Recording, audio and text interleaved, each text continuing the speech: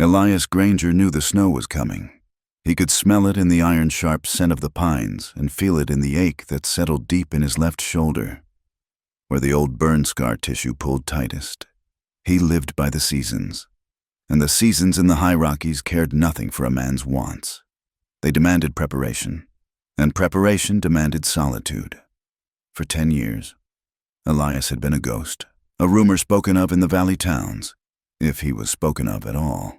He kept to the high ridges, trapping marten and beaver, hunting just enough deer to jerk and see him through the deep freeze. His cabin was built of timber he had felled and notched himself, chinked with mud and moss. It stood in a small clearing, protected by a sheer granite face to the north. It was a fortress against the wind, and against memory. He had come up here after the fire, after the shouting and the pointing fingers, after the funeral for a woman and child he had tried, and failed, to save. The world of men had decided he was a monster, or at best, a curse. After a while, he had started to agree with them. Here, at 10,000 feet, the only judgment came from the sky. He spent his winters alone. The snow was a blessing. It was a white wall that shut the world out, locking him in with the howl of the wind and the crackle of his stove. The silence was clean. He was checking the seal on his woodshed, sighting the gray clouds boiling over the peaks. When he heard it, it was a sound so wrong, so out of place, that he froze. It was not the jingle of a pack mule or the crunch of a hunter's boot. It was the rumble of heavy wheels and the strained complaint of axle grease in the cold. Elias moved to the tree line, his hand settling on the worn grip of the hunting knife at his belt. A carriage, a private stagecoach, black and polished, looking ridiculous and fragile against the towering spruce. It was being pulled by 4 exhausted horses, their breath pluming like steam. A driver, wrapped in oilcloth, sat hunched and miserable on the box. The carriage lurched to a halt in the clearing. The driver did not move, but the door was pushed open from the inside. She stepped out. She was the finest thing Elias had seen in a decade, and she looked as angry as a wet hornet. She wore a traveling suit of dark blue wool, tailored in a way that spoke of cities Elias knew only by name: New York, Boston, Philadelphia. A small, fashionable hat was pinned to dark hair pulled back severely. She was elegant, sharp, and her face was pale with fury. She took one look at the primitive cabin, the stacked wood, the hanging pelts, and then at Elias, who stood half hidden by the trees. Her lip curled. "I was told I would find a man named Elias Granger here," she said. Her voice was sharp, clear, and carried the unmistakable accent of Eastern money. Elias did not move. He just watched her. He had learned that silence made most people uncomfortable. They rushed to fill it, and in doing so, revealed themselves. She pulled her coat tighter. The first flakes of snow, large and wet, began to drift from the gray sky. "Are you him?" she demanded. "Or are you just some savage squatting on this miserable land?" Elias stepped fully into the clearing. He was a large man, made larger by his buckskins. His beard was untrimmed, his hair long and tied back with a leather thong. He knew what she saw. She saw the rumors. "I'm Granger," he said. His voice was rough from disuse. "Thank God," she snapped, though she looked anything but thankful. "Get your things. We have to go to town." He almost smiled. It would have been a rusty expression. "I don't go to town." "You do today. My father, in his infinite wisdom, left me this wilderness." She waved a gloved hand at the mountains, as if dismissing them. "Or rather, he left me the deed to a worthless ranch down in the valley, the Langford property. I am Evelyn Langford." Elias's stillness sharpened. The Langford Ranch. He knew it. He had passed it many times. It was overgrown, the main house half collapsed. But the land was good. The stream that ran through it was steady. It was a place a man could build a life, if he had the strength. "That's your trouble, miss, not mine." Evelyn Langford marched toward him, her fine boots sinking into the mud and pine needles. The snow was sticking to her shoulders now. "It becomes your trouble, Mr. Granger, if you want that land." He stopped. What? My father tied his will in knots. I cannot claim my full inheritance, the part that matters, the part back east, unless I am married by my 25th birthday. Elias just stared at her. My birthday, she said, her voice tight with humiliation, is in 2 weeks. He understood the desperation now, but he didn't understand his part in it.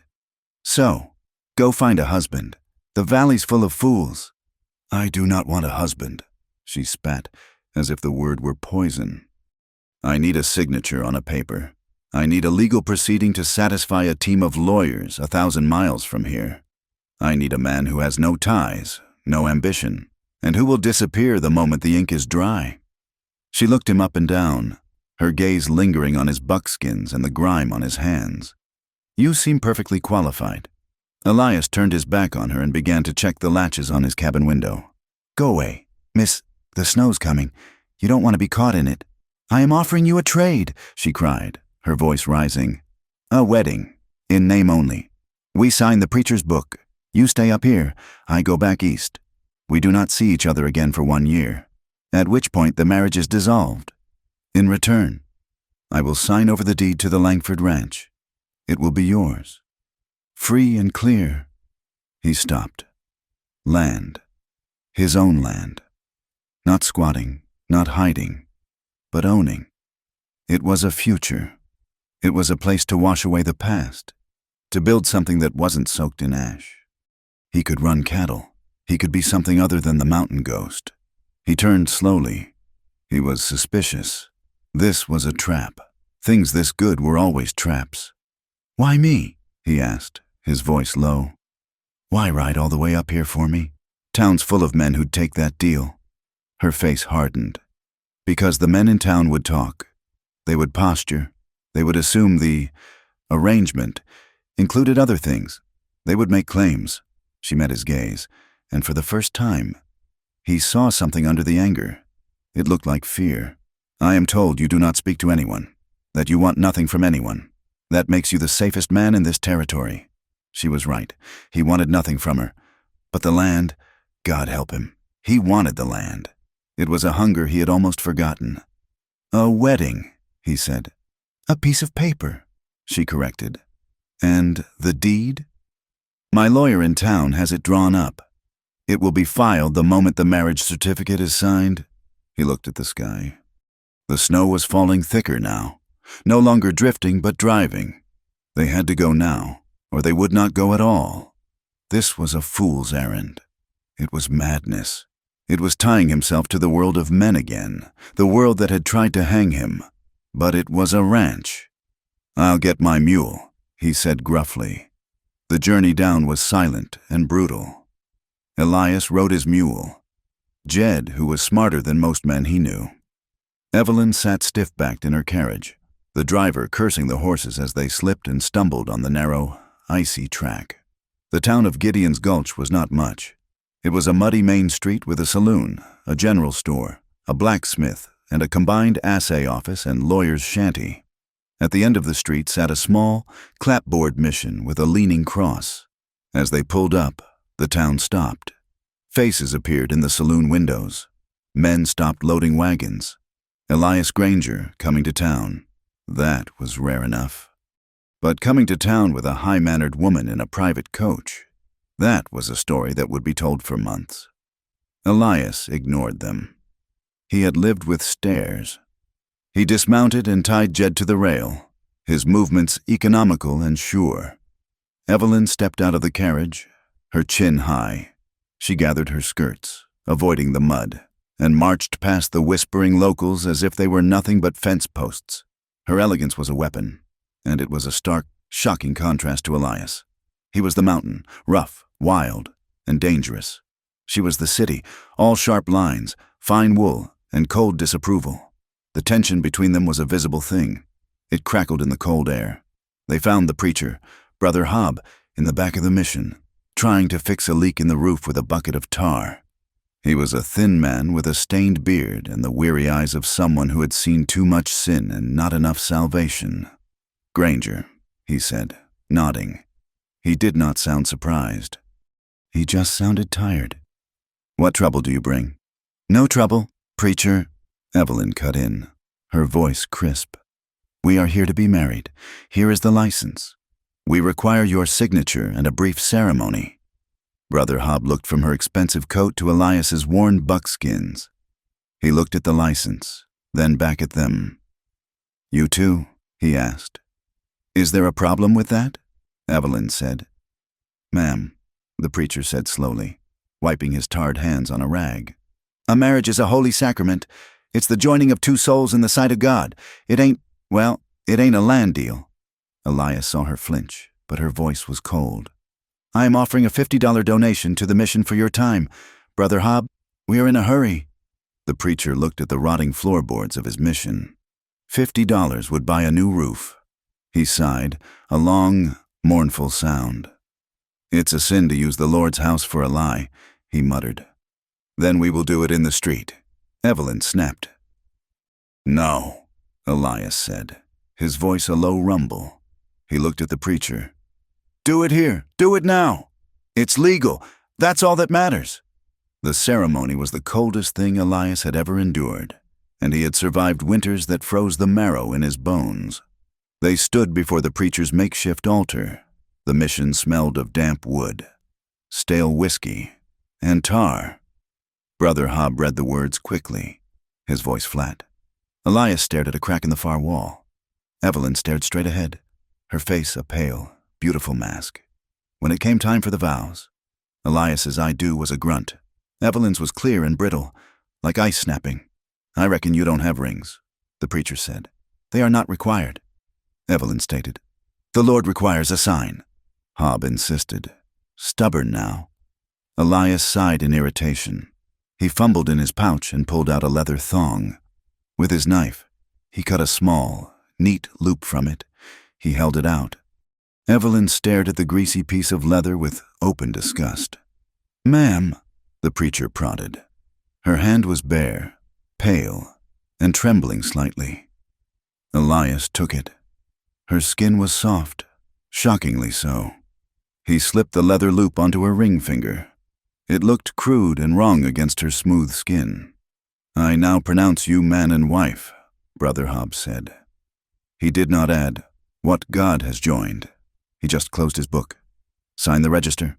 They signed. Elias Granger. His script was rough, self-taught. Evelyn Langford. Her name was elegant, flowing. Then she paused, struck a line through Langford, and wrote Granger. She looked at the name, and her expression was one of absolute desolation. The ride back was worse. The sky had opened. The snow was no longer falling. It was a white, horizontal assault. The wind howled, a high, thin scream that cut through their clothes. Elias had wanted to stay in town, to wait out the storm at the livery, but Evelyn had refused. She wanted to get back to the coach, back to her things, and, he suspected, away from the prying eyes of the town. She wanted the transaction to be over. Now, they were paying for her pride. Elias rode ahead on Jed, trying to find the track. The carriage driver, half frozen and terrified, fought to keep the horses from bolting. Evelyn was a prisoner inside the rocking, swaying box. It was near dusk, the light a sickly gray. When the accident happened, the track ran along a high ridge, with a steep drop to the east. Elias was 20 yards ahead when he heard the crack of wood and a human scream.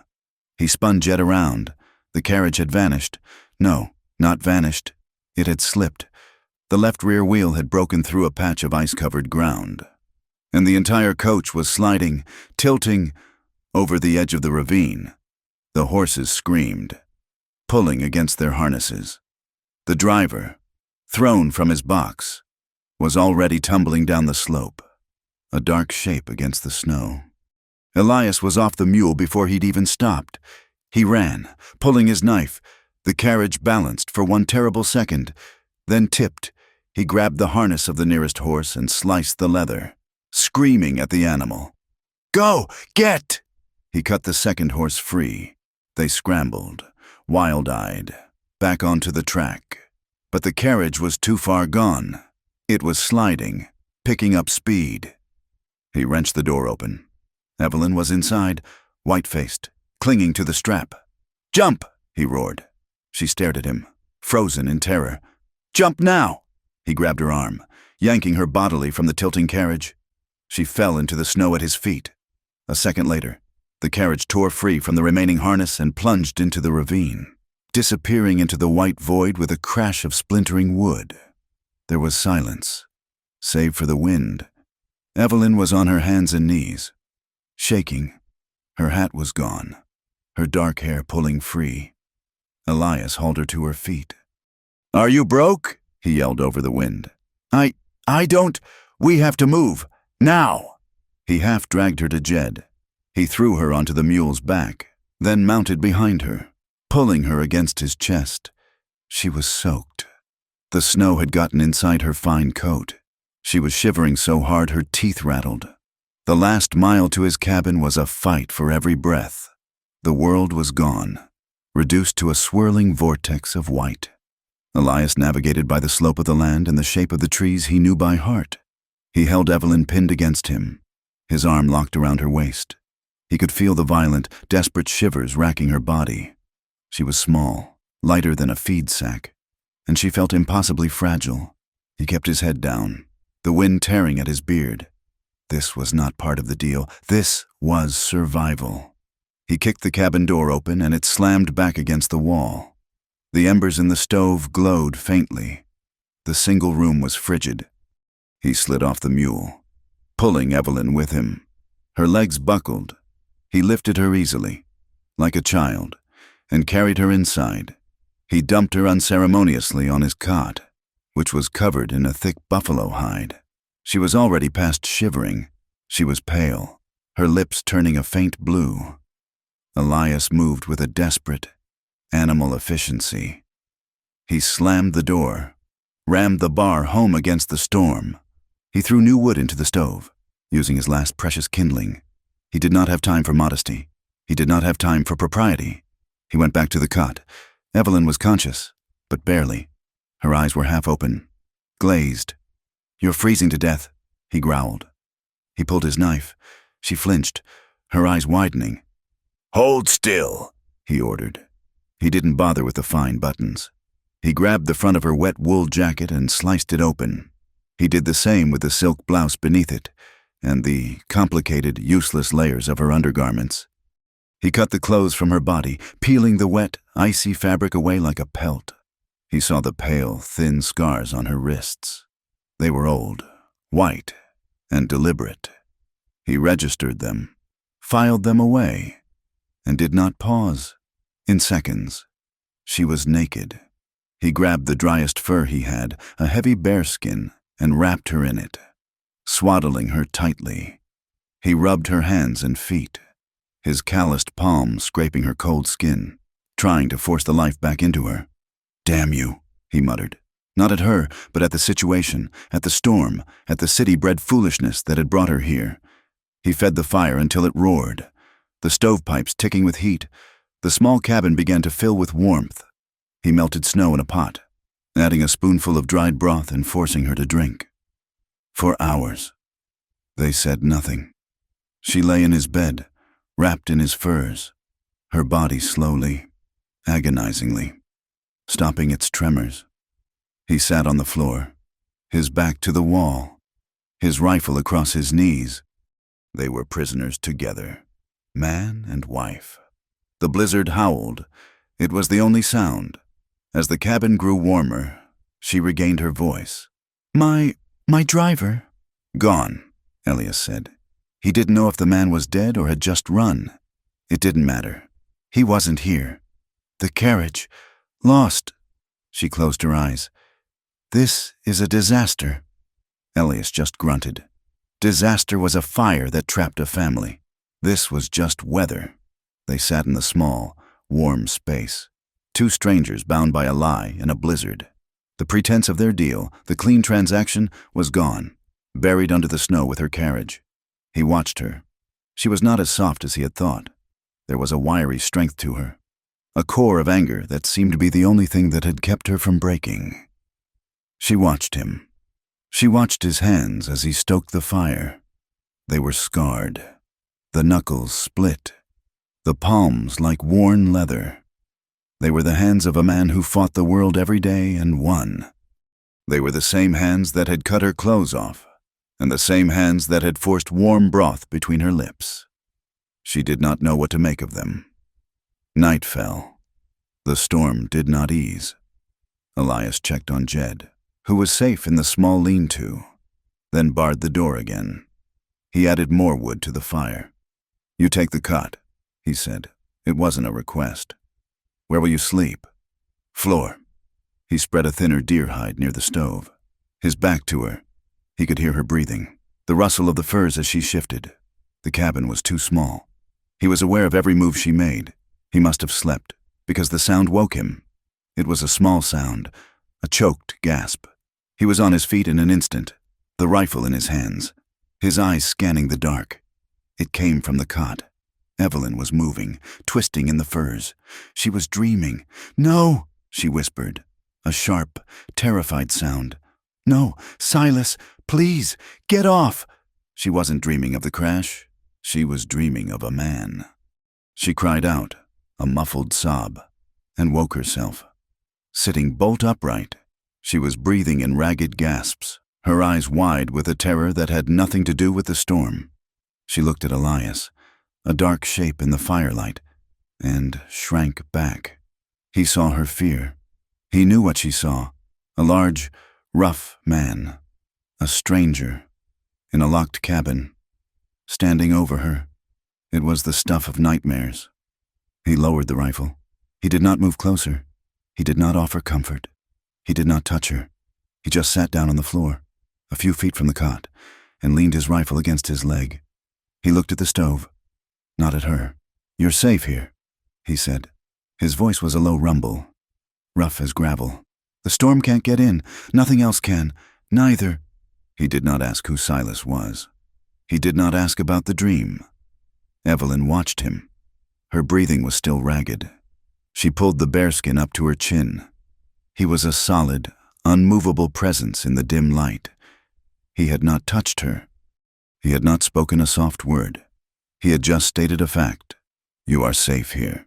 He sat, awake and still, a guard at the foot of her bed. She did not cry again. She watched the broad line of his shoulders, the way the firelight caught the barrel of his rifle. She watched him until the gray, snowy light of morning began to creep through the single window, and for the first time in a very long time, she believed it. She was safe. The quiet and the marriage had begun. The storm did not end. It paused, gathered its strength, and then returned with a silent, white fury that buried the world. For 3 days and 3 nights, the wind hammered the cabin, a high-pitched, maddening scream that seemed to come from inside their own skulls. When the wind finally died, the silence that fell was heavy and absolute. They were sealed in. The snow was a solid wall, halfway up the cabin's single door. Elias had to climb out the window, shovel in hand, and carve a trench to the outside world. When he was done, they lived at the bottom of a white canyon. The sky was a slit of brilliant, cold blue far above. The world was reduced to the 12 by 14-foot space of the cabin. At first, the isolation was a novelty to Evelyn. Then, an irritation. By the end of the first week, it was a prison. The man who shared it with her was a silent, brooding warden, one who seemed entirely unaffected by their confinement.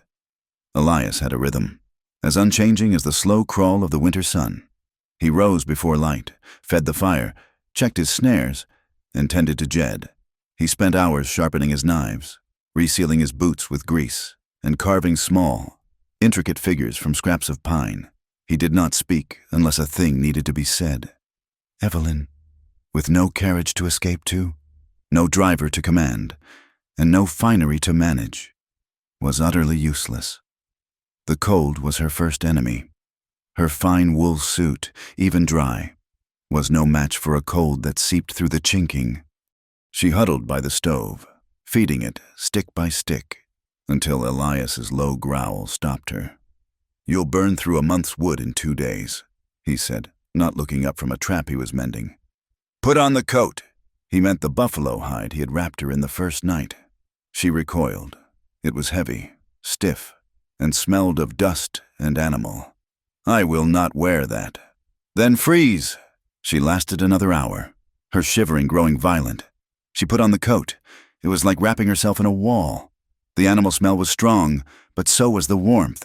She felt clumsy, savage. Her second enemy was hunger. Elias portioned out their food, jerky, dried beans, and a coarse ground flour. He showed her how to make bannock in the skillet. Her first attempt was a disaster.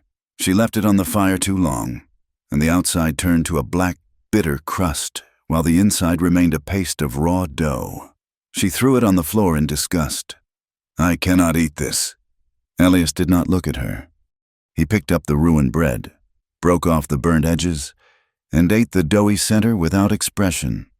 He scraped the skillet clean and, with a few economical movements, made his own. He ate it slowly, tearing pieces off with his teeth. Eunice felt a hot, childish spike of resentment. He had not offered her any. He had not offered her comfort. He was treating her like an unwelcome stray. "You are a loathsome man," she said, her voice shaking. He finished his bread and wiped his hands on his buckskins. "Waste is loathsome. Miss, up here, it's a sin. You made it, you eat it, or you go hungry." She went hungry. By the next morning, the ache in her stomach was sharper than her pride. She made the bread again. This time, she watched the pan, her face tight with concentration. It was thick, heavy, and scorched in places. But it was cooked. She ate every crumb, the resentment slowly giving way to a grudging, bitter respect. He taught her other things, not with words, but with action. He would simply hand her the axe. The first time, she could barely lift it. She swung at a log and the heavy head glanced off, skittering dangerously near her own boot. Elias took the axe from her trembling hands. "You'll lose a foot." He didn't take over the chore. He grabbed a smaller log, stood it on end, and showed her how to set the wedge. He handed her the heavy mallet. "Split, don't chop, aim for the center." It was brutal, exhausting work. Her soft hands blistered, then bled. She cried, the tears freezing on her cheeks, but the woodpile inside the cabin grew. Elias never praised her. He just nodded once, a curt dip of his chin. When he saw the stack, it felt, to Evelyn, like a coronation. She began to watch him. She studied the quiet efficiency of his movements. He wasted nothing, not a word, not a motion, not a piece of wood. When he skinned the single rabbit he caught in his snare, his hands were quick, precise, and respectful. He used the meat, the pelt, even the bones, which he boiled for broth. This was not a man hiding. This was a man who belonged. She, with her Eastern manners and her useless anger, was the one who was out of place. She was the ghost here. One afternoon, in the third week, the cabin grew warm enough from the pale sun on the roof that the snow water bucket was almost half full. Evelyn looked at her own hands, grimed with soot and pine tar, and felt a desperate, clawing need to be clean. She heated the water in the big pot over the stove, the cabin filled with damp steam, a strange, humid contrast to the ice world outside. Elias sat in his usual spot, carving. He watched her from under his brows. She unpinned her hair. It had been weeks since she had done more than braid it. It fell, heavy and dark, almost to her waist. She took the bar of harsh lye soap and, turning her back to him, leaned over the metal basin. She worked the soap into her scalp, the scent sharp and clean. She rinsed, the water shockingly cold as it ran down her back. Elias stopped carving. The small knife grew still in his hand. He was not seeing her. He was seeing a different woman, with hair the color of corn silk, standing by a different fire. Sarah. He remembered the smell of the lavender soap she used, a smell that had meant home and safety and a life he had almost believed he deserved. He remembered her laughing as she dried her hair by the hearth, the firelight turning it to spun gold. The memory soured, as it always did. The smell of lavender turned to the acrid stink of pine resin and burning cloth. The firelight became the inferno. The sound of her laughter became the shriek of timbers collapsing. And then, silence. A silence worse than the screaming. His fault. His. He stood so quickly his stool clattered to the floor. Evelyn spun around, her wet hair clinging to her. her hands clutching the towel to her chest. "What? What is it?" Elias was pale, his jaw rigid. He looked at her, but his eyes were seeing the flames. "The soap," he said, his voice a rasp. "It's strong." He ripped the door open, breaking the bar, and plunged outside into the snow trench.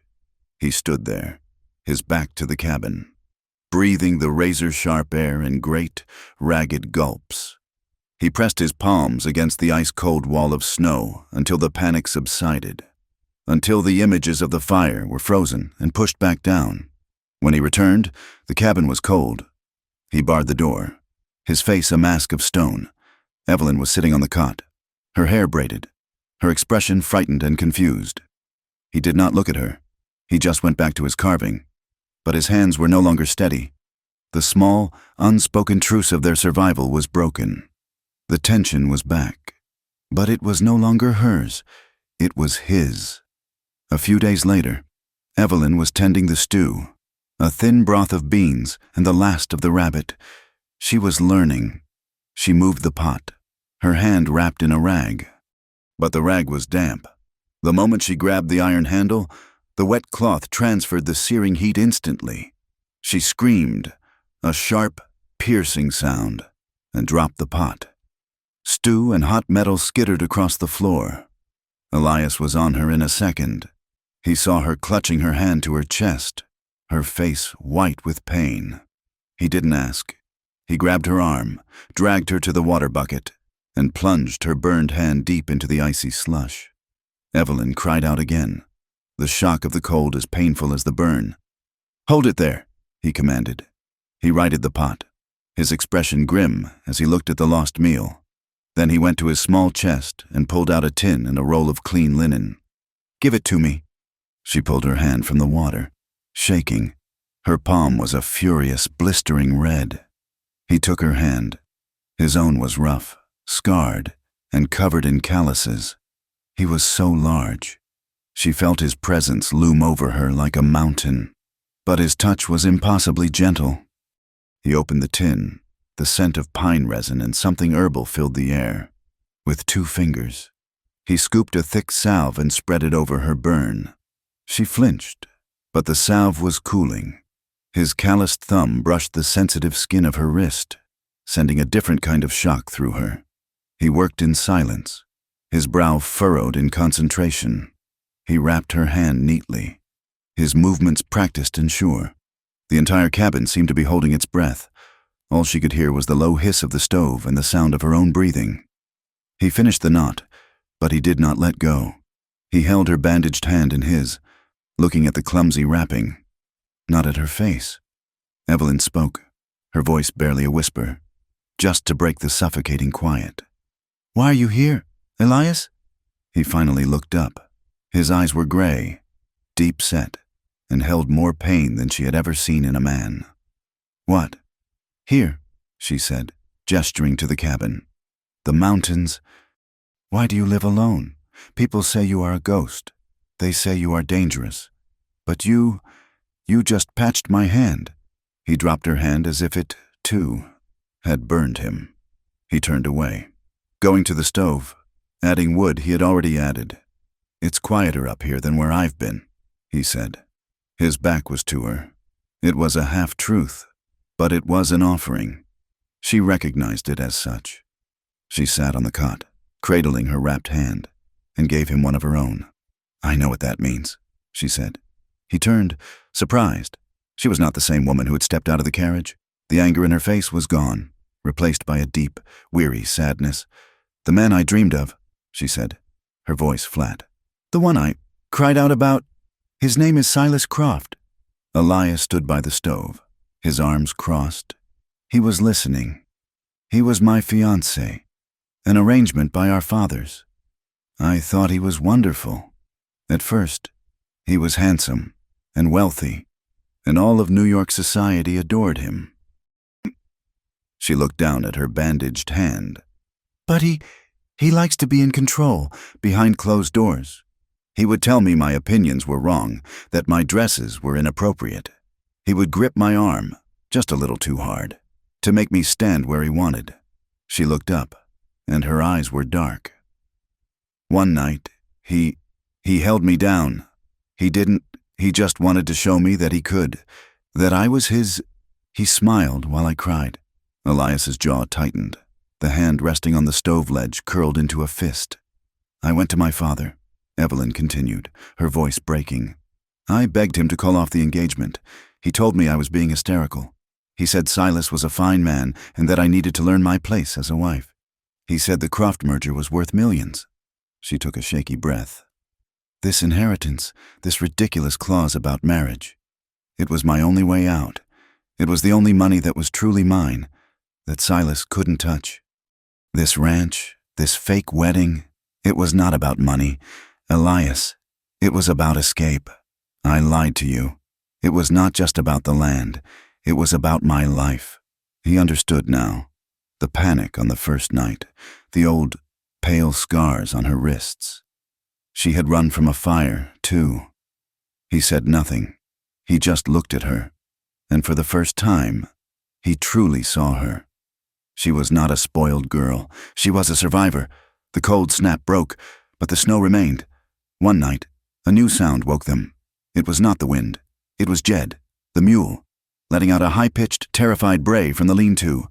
In an instant, Elias was out of his bedroll, his rifle in his hand. "Stay inside," he ordered. "Bar the door." He was gone, barefoot in the snow, before she could answer. Evelyn ran to the window, rubbing the frost from the glass. The moon was nearly full, and the world outside was a brilliant, blinding landscape of white and black shadows. She saw him. A large, gray wolf, its ribs showing, was circling the lean-to. It was desperate with hunger. It saw Elias and snarled, its lips pulling back from yellow fangs. Elias raised his rifle, his form steady and dark against the snow. The wolf lunged. The shot was a deafening crack that echoed off the mountains. The wolf twisted in midair and fell, a dark stain spreading on the snow. Elias did not move. He scanned the tree line. Then, a sound that chilled Evelyn's blood. A long, mournful howl, answered by another. Closer. Elias turned and ran for the cabin. "Open the door!" he roared. She fumbled with the bar, her hands shaking. He dove inside, slamming the door just as a second shadow emerged from the trees.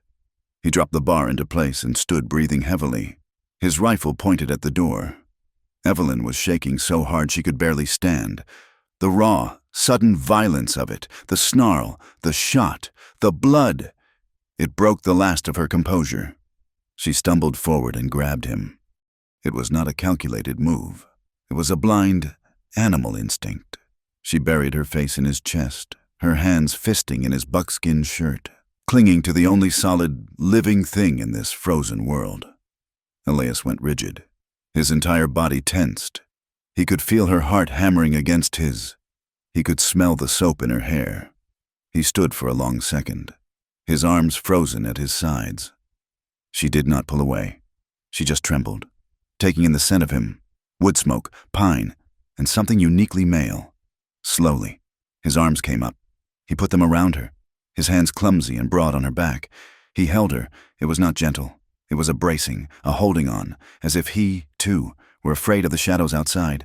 They stood like that for a long time, in the quiet after the shot, until her trembling subsided.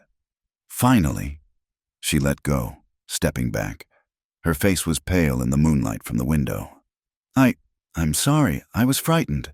They're gone, he said. His voice was thick. The shot scared them off. The cold returned that night, deeper than before. The fire fought it, but the corners of the cabin were bitter. Elias was in his bedroll by the stove. He could hear Evelyn on the cot, across the room. She was not just shivering.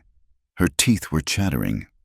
A small, rhythmic clicking that was driving him mad. He lay there for an hour, his eyes open, staring at the ceiling. "You're going to be sick," he growled. "I can't," she chattered. "I can't get warm." He let out a long, heavy breath, like a man accepting a terrible burden. "Get over here."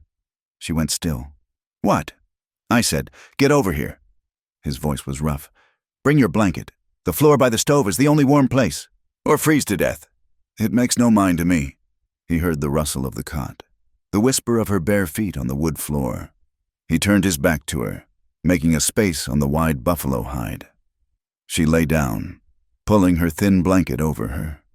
She was as stiff as a frozen rope. Keeping a 6-inch space of cold air between them, it was useless. She was still shivering. Elias swore, a low, vicious sound. He rolled over and, in one swift motion, grabbed her and yanked her against him. He pulled his own fur-lined blanket over them both, pinning her back against his chest. "For warmth," he grated out, his voice sharp. Nothing else. Eilina was rigid with terror. He was so large, so hot. His arm was a steel band around her waist. She could feel the steady, slow beat of his heart against her shoulder blades. He was trembling. She realized, with a shock, that he was as tense as she was. He was not trembling with cold. They lay there, rigid, not sleeping, but the heat from his body was immense, a living furnace. Slowly, agonizingly, the cold retreated from her bones. The shivering stopped, her muscles unlocked, and, pressed against this dangerous, quiet man, she fell into the deepest, safest sleep she had had in years. Elias did not sleep at all. He lay awake until dawn, his body aching, holding his wife. They did not speak of it. But the next night, she did not go to the cot. She went to the bedroll by the fire. It became the new routine. They would lie back to back, a silent, practical truce against the cold. One night, as the wind howled, she spoke into the darkness. Her voice was very small. "Elias," he grunted, halfway to sleep. "I'm not scared of you." He went still. He did not know why those words cut him so deep. "I'm not scared of you." It was a gift. It was an absolution. He turned over. She had, too, in the dim light from the embers. They faced each other. Her hair was loose, her face pale. She was looking at him with an expression he could not name. It was not fear. It was not anger. It was something else. He looked at her mouth. He saw the woman who had faced him down, the woman who had bled to make firewood, the woman who had trusted him enough to tell him about Silas. He leaned in. He saw her eyes flutter, but she did not pull away. Her breath caught. He was an inch from her lips. He could feel the warmth of her. He stopped. The smell of smoke, the fire, the screaming. His fault. He was a monster. He was a curse. Everything he touched, he burned. He jerked back as if he'd been struck. He rolled onto his back, staring at the dark ceiling. His jaw clenched so hard it ached. "Go to sleep, Evelyn," he whispered. He heard her sharp, small intake of breath. It was the sound of a door being quietly, firmly shut. He did not turn back. The moment the snow stopped, the silence of the cabin became a different thing. It was no longer the heavy, insulating blanket of the storm. It was the thin, brittle ice of unspoken words. For almost a week after he had pulled away from her, they had lived in a strained, choking quiet. They still slept in the same room, Elias on the floor, Evelyn on the cot. But the 6 feet between them felt like a frozen mile. He had rejected her. She had offered him a simple, human comfort, and he had flinched as if she were a flame. Now, she was all sharp edges and cold politeness, her voice as clipped and eastern as the day she had arrived. He was all shadow and guilt, retreating to his carving, whittling slivers of pine until his knuckles were white. The cabin was too small for this new, jagged tension. The thaw came with a sound like a distant gunshot. A great sheet of ice calved from the granite cliff above them and shattered in the clearing. It was followed by the first sound of dripping water, a relentless tick, tick, tick against the window pane. The world was unfreezing. Elias, his nerves stretched thin by the silence, stood and pulled on his heavy coat. "We're low on flour," he said, his voice a low rasp. "And salt. The track should be passable." Evelyn, who had been staring at the cabin wall for an hour, was on her feet in an instant. The thought of clean, open, moving air was a physical craving. "I will be ready in a minute." She had no clothes of her own, save for the ruined remains of her traveling suit. He had, weeks ago, tossed her a pair of his old buckskin trousers and a linen shirt, worn thin but clean. They were too large, belted at her waist with a piece of rope, the legs rolled up, but they were warm. She dressed, her back to him, and braided her hair. When she turned, she looked less like the lady from the carriage and more like a boy, albeit a very fragile one. The journey down was treacherous. The track was a river of mud and melting slush, the ice beneath it slick as greased iron. Elias walked, leading Jed, who had Evelyn on his back. She rode astride, like a man, her hands clinging to the mule's mane. When Gideon's Gulch came into view, Evelyn felt her stomach tighten. This was the world she had run from, the world of people and whispers and judgments. After weeks of surviving on a primal, honest level, where the only concerns were warmth and food, the sight of the muddy street felt like a threat. As they approached, the town stopped. Men who had been leaning against the saloon's porch rail stood up straight. A woman shaking a rug out a window froze, her hands mid-air. They had seen Elias Granger, the ghost, walk into town with the Langford woman. Now, almost 2 months later, they were seeing them emerge from the mountain, together. Elias had been a story, a dark rumor. Evelyn had been a scandal, a spoiled daughter. Now, they were a legend. The whispers started before they had even dismounted. "Look there, it's Granger." "My God, is that her, the Langford girl? Heard her carriage went over the edge. Thought they was both dead. Looks like they found a way to keep warm. Shameful." A rough-looking man in a red flannel shirt spat a stream of tobacco juice into the mud. "Langford's spoiled daughter. Shacked up with the man who burned the bar tea. Now she's just his whore." Evelyn heard it, every word. She saw the women looking at her, their faces masks of open, pious contempt. She saw the men, their eyes running over her in the ill-fitting trousers, their expressions a mix of crude speculation and amusement. Her blood ran cold. She felt the bile of humiliation rise in her throat. She had faced a blizzard, split wood until her hands bled, and starved. She had survived. And for this, Elias heard it, too. He stopped, his hand on Jed's bridle. His body went still, his shoulders bunching. He had lived with their hatred for 10 years, but this was the first time it had splashed onto someone else. Evelyn's head snapped up. The fear vanished, replaced by a cold, familiar fury. She slid off the mule, ignoring Elias's offered hand, and her boots hit the muddy street with a soft thud. She lifted her chin, her gaze sweeping over the staring faces. She did not look like a victim. She looked like a queen inspecting a rabble. "Elias," she said, her voice clear and carrying in the cold air. "The general store. I believe you said we needed flour."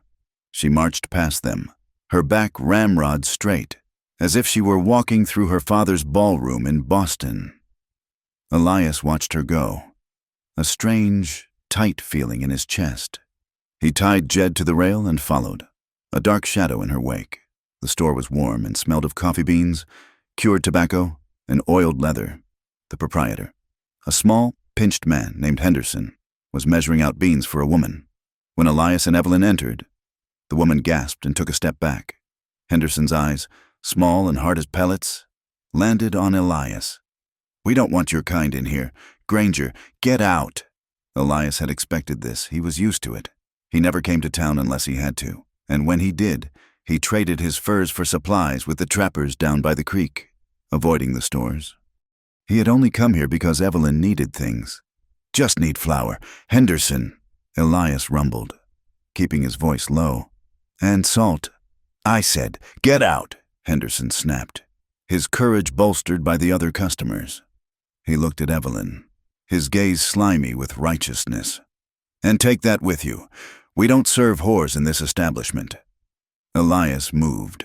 It was not a fast move, but it was final. He put his hand on the counter, his knuckles white. "You won't talk to her that way." "Or what, Granger?" Henderson sneered. "You'll burn my place down, too, with my wife and child upstairs?" That was it. Elias flinched, the word burn striking him like a physical blow. The fight went out of him, his guilt a heavy yoke. He turned to leave, grabbing Evelyn's arm. "We'll go." But Evelyn did not move. She was shaking, but not from fear. It was a vibration of pure, unadulterated rage. She looked at Henderson. Her eyes narrowed to dark slits. "What did you call me?" she asked, her voice dangerously quiet. "You heard me. Missy," Henderson said, puffing out his chest. "We're decent folk here." "Decent," Evelyn repeated. She looked around the store, at the curious, cruel faces. She looked at the barrels of crackers and pickles, the bolts of cloth, the jars of preserved fruit on the counter. Her eyes landed on a large, expensive jar of brandied peaches. With a movement so fast no one saw it coming, her arm swept out. She did not just push the jar, she threw it. It hit the floorboards at Henderson's feet and exploded. The sound of shattering glass was as sharp as a gunshot. Peaches, glass, and thick, sticky syrup sprayed everywhere, spattering the proprietor's apron and the floor. The store went dead silent. "My God," a woman whispered from the back. Evelyn stepped forward, her hands clenched at her sides. "We need 10 pounds of flour," she said, her voice vibrating. "A 2-pound block of salt, a pound of coffee, and a tin of your best salve for my hands." She reached into the pocket of the buckskin trousers and pulled out a coin. It was a $5 gold piece, one of the few she had managed to save from her travel bag. She threw it onto the counter. It spun, ringing in the silence, and landed flat. "That," she said, "will cover the peaches and our supplies. Unless you, as a decent man, would prefer not to be paid." Henderson stared at the gold, then at the mess, then at the wild, furious woman in front of him. He saw Elias standing by the door, his face a mask of stone, and he saw that this was not a situation he could control. This was not the spoiled, soft girl they had whispered about. This was something new. He swallowed. "Martha," he croaked to his wife in the back. "Bag up the flour." They got their supplies. They walked out of the store, the entire town watching in stunned silence. Elias untied Jed, loaded the sacks, and helped Evelyn onto the mule's back. He did not say a word. He just swung up behind her, his arm settling around her waist to hold her steady. They rode out of Gideon's Gulch, leaving the whispers and the shattered jar behind them. The ride back was just as silent, but the tension was gone. It had been broken, like the jar. Elias held her, and for the first time, it was not just for warmth or safety. He kept glancing at the side of her face. He had seen men stand up to other men. He had seen brawls and gunfights, but he had never, in his entire life, seen anything like that. She had not shrunk. She had not cried. She had fought back, with the only weapons she had, her pride and a jar of peaches. He had spent 10 years running. She had stood her ground in 10 minutes. The awe he felt was a new, unsettling warmth in his chest. They reached the cabin as the sun was setting, turning the snow-covered peaks a deep, bruised purple. The air was cold and clean. Elias unloaded the mule.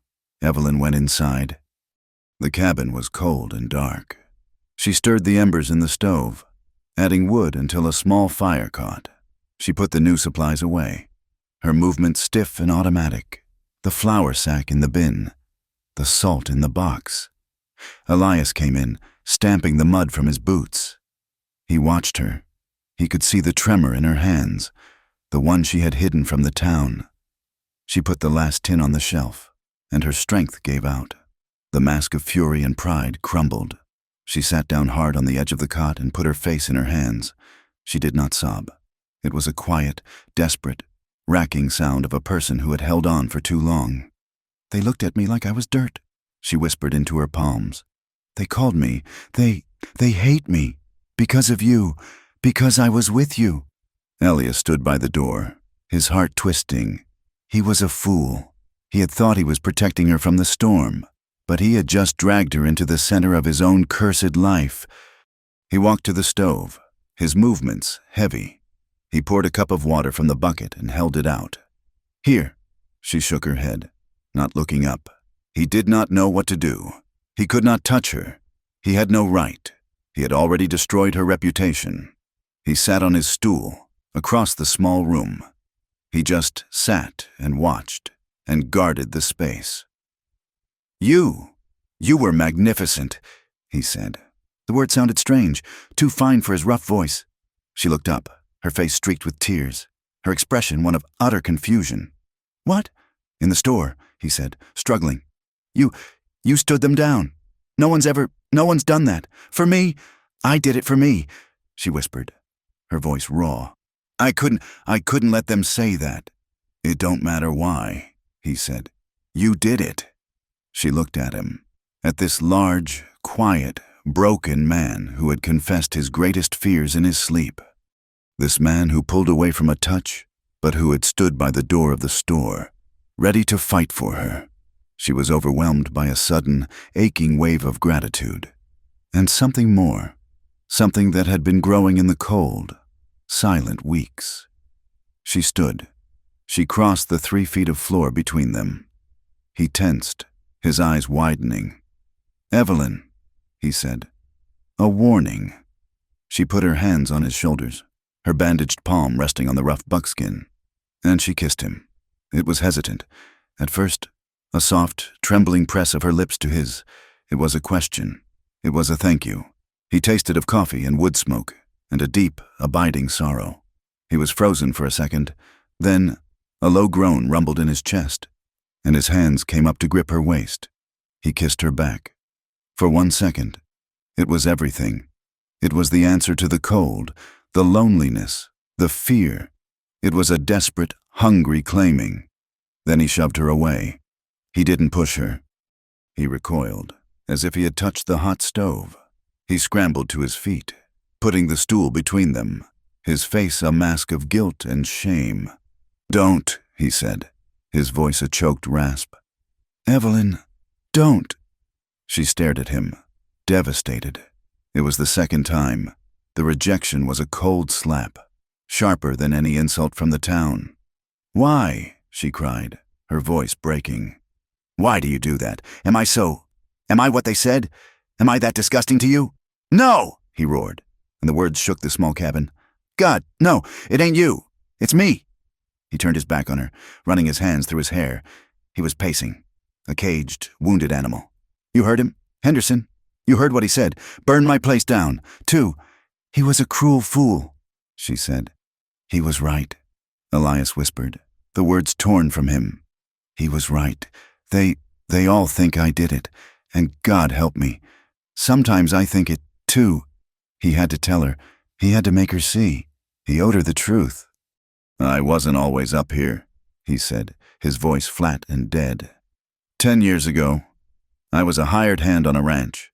The Bar T, the owner, he was a hard man, but his wife, Sarah, she was kind.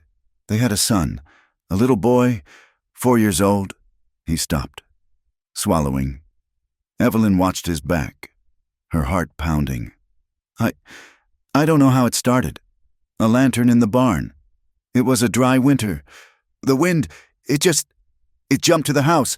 It went up like tinder." He was seeing it. She could tell. He was living it, right there by the stove. "I tried to get in," he said, his voice low and urgent. "The boy, he was upstairs. I could hear him, crying. I tried to get to him, but the porch roof, it came down. The fire, it was too hot. It pinned me. I got this." He unconsciously touched his shoulder, where the old scar tissue pulled. "I failed. I tried to save them, and I failed. They died. Sarah and the boy. Both of them." He fell silent. "The posse," Evelyn whispered, remembering the nightmare she had overheard. "Aye," he said. "Her husband, he was gone, on a cattle drive. When he came back, his home was ash and his family was gone. The other hands, they were scared. They said I'd been familiar with her, that I'd been drinking. They said I must have said it, to hide, God knows what. They said I was a monster." He turned to face her, and his eyes were hollow. "So I ran. I ran before they could hang me. I came up here, where there's nothing to burn, nothing to lose, nothing for a man like me to destroy." He looked at her tear-streaked face, at her bandaged hand. "Don't you see? Evelyn, I burn everything I touch. I did it to them, And I just did it to you. Your good name. It's gone. Because of me."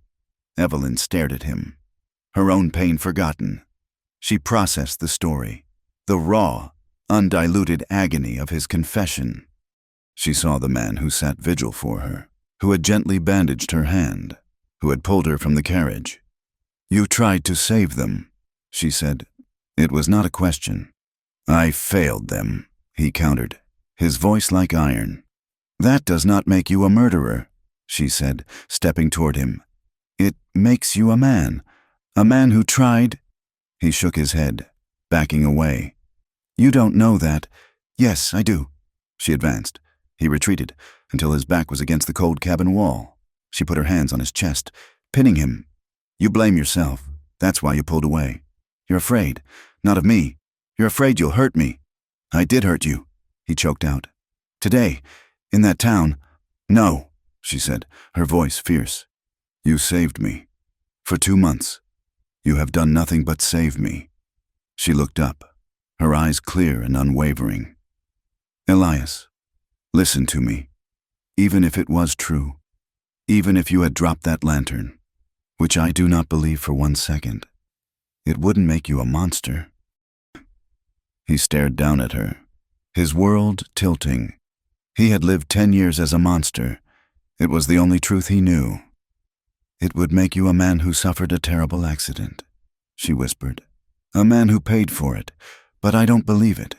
You are the most careful, gentle man I have ever known." He had no answer for that. He just stared at her, his chest aching, his throat tight. He was trembling. She did not kiss him again. She just stood there, her hands on his heart, and let him breathe. That night, the cold returned. The routine was broken. She did not go to the cot. He did not go to his bedroll. They stood on opposite sides of the room, the confession hanging in the air. Finally, Elias lay down on his hides by the stove, his back to her. The rejection. He thought, "She sees me for what I am." He heard her move. He tensed, waiting for the sound of the cot. Instead, he heard her footsteps on the floor. She came to his bedroll. "Elias," she whispered. "Go to the cot, Evelyn," he said, his voice thick. "It's warmer there. I'm not." "You are not a curse," she said, as if answering an unspoken question. "And I am not afraid of you." She lay down beside him, on the outside of his blanket. He did not move. He was rigid, his entire body a knot of fear. "I'll burn you, Evelyn. I swear to God, I'll destroy you." "No," she whispered, her voice right by his ear. She touched his shoulder, the one with the scar. "You'll keep me warm." She turned, pressing her cold body against his back. Elias held out for a count of 10. Then, with a sound that was half sob, half surrender, he rolled toward her. This time, he did not pull away. He kissed her, and it was not a kiss of romance. It was a collision. It was 10 years of guilt and solitude crashing into 2 months of fear and desperation. His hands were rough, shaking as he tangled them in her hair, pulling her face to his. Her hands were on his, tracing the scars on his face, his neck. It was slow, at first, hesitant, a discovery. His calloused skin against her softness, her small, brave hands against his chest. It was clumsy, and honest, and raw. Then the desperation took over. It was a need, deep and aching, to prove that they were alive. It was a fight against the ghosts in the room, the ghosts of Sarah and her child, the ghost of Silas. Their bodies moved with an urgency that had been building since the first snow, an unspoken hunger that had lived beneath the anger and the fear. He was heavy and solid and real. She was small and fierce, and here, in the middle of it, as he held her, a sharp, ragged sob broke from her throat. Elias froze, his worst fear. "I hurt you." She shook her head, her eyes squeezed shut, tears leaking from the corners. She grabbed his arms, pulling him closer. "No," she gasped. "No, please don't stop." It was not a cry of fear. It was a cry of release. The taut, terrified wire she had been walking for years, with Silas, with her father, with the storm, with him. It had finally snapped. She was safe. She was not being taken. She was taking. He held her, and he moved, and he gave her the only comfort he had. Afterward, they lay tangled in the furs. The cabin was silent, save for the low hiss of the stove and their ragged breathing. The air was thick. Elias was the first to speak. He was on his back, staring at the ceiling, his body slick with sweat. He was terrified. "This," he whispered, his voice hoarse. "This wasn't part of the deal." Evelyn was curled against his side, her head on his scarred shoulder.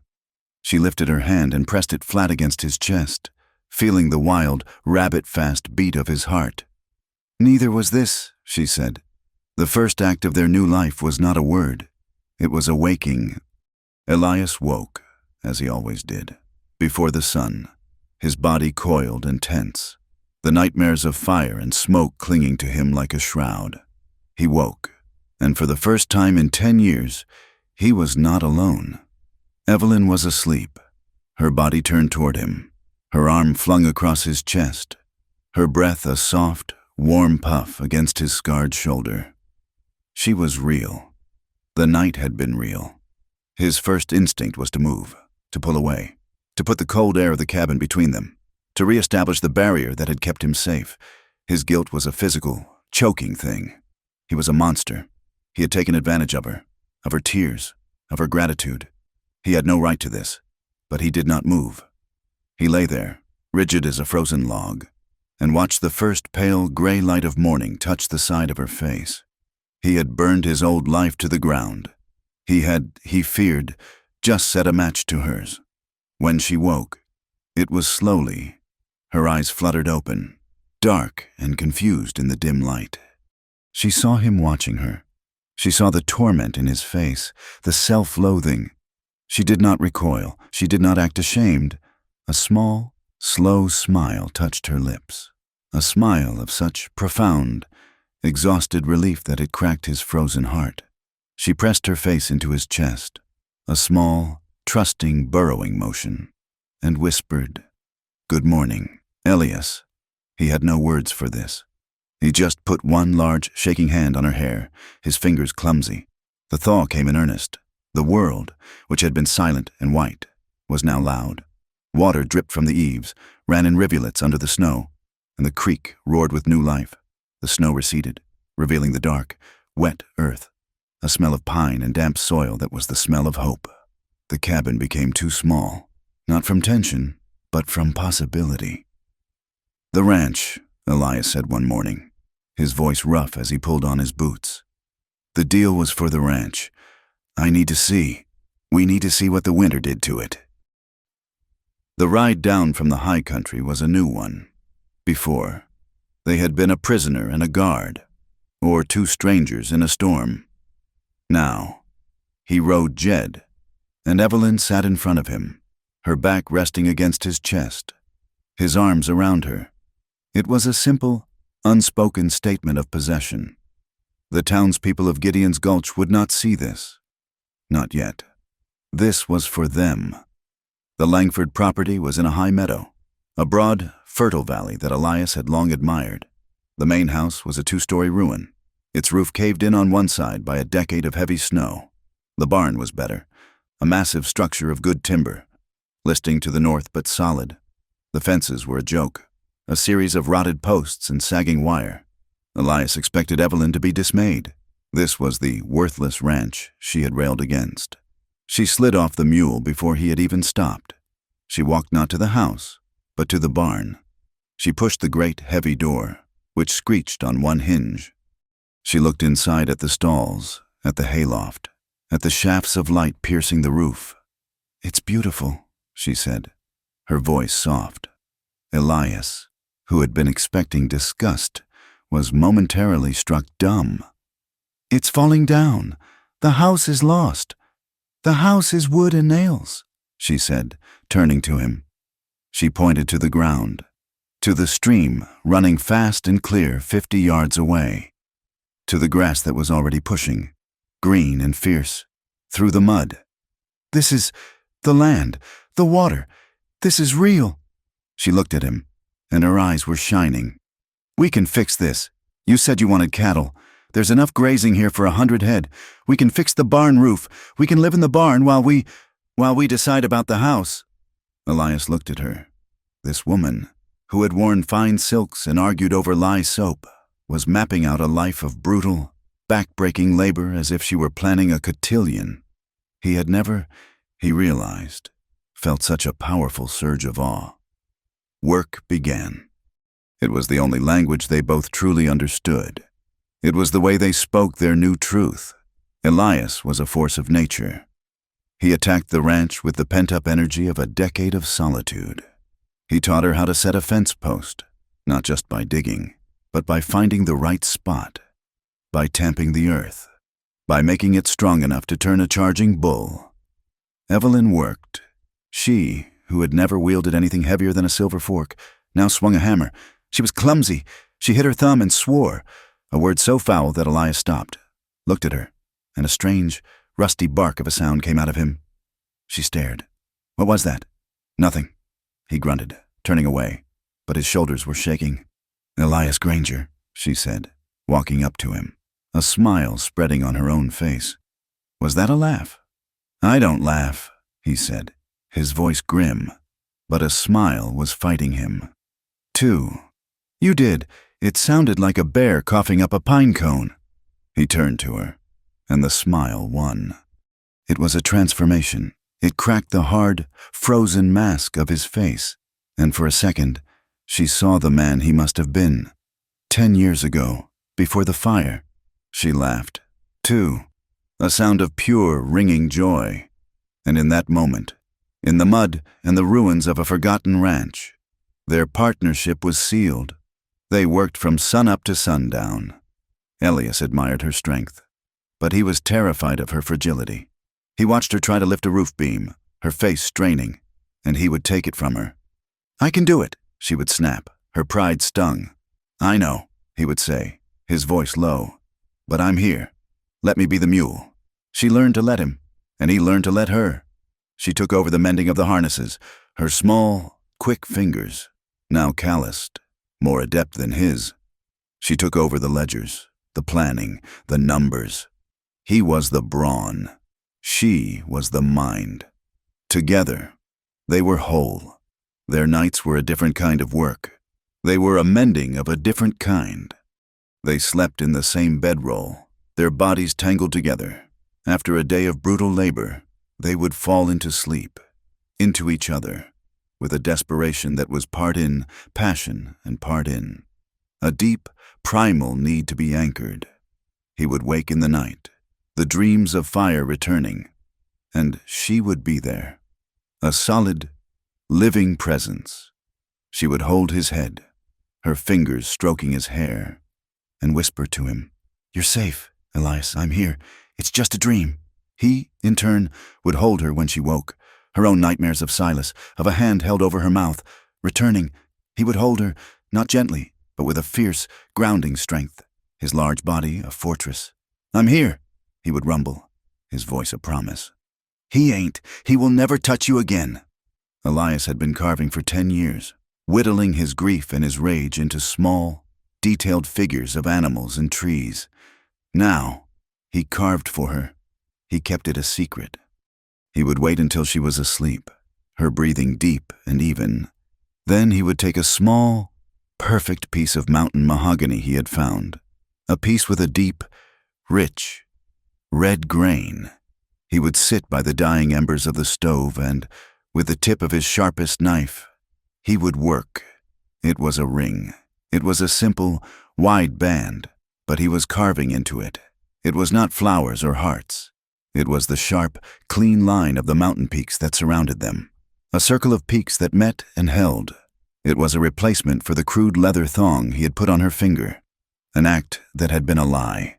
This ring, this was the truth. He did not know when he would give it to him. He did not know if he ever could, but he needed to make it. One afternoon, while Elias was scouting the high pasture, Evelyn took it upon herself to clean out the ruined ranch house. It was a hopeless task, but it was her task. This was her father's mess. She needed to purge it.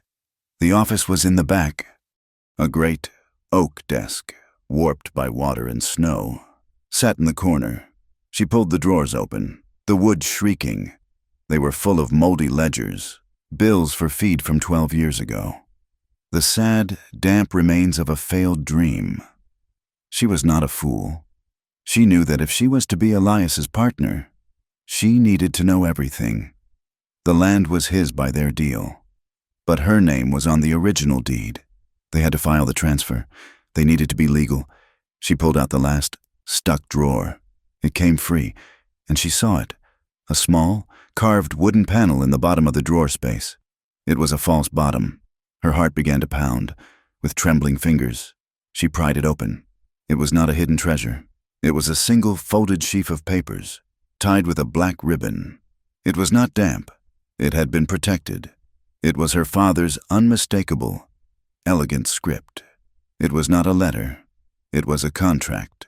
It was an agreement between her father, Charles Langford, and Silas Croft. It was an arranged marriage, drawn up by lawyers. It detailed the merger of their two family fortunes, and it was brutal in its clarity. In the event that my daughter, Evelyn Langford, refuses or is otherwise unable to complete this union, all assets, monies, and properties held in her name from the Langford estate are to be considered forfeit and shall be transferred to the trusteeship of Silas Croft, to be managed as he sees fit in compensation for the breach of faith. She read it 3 times.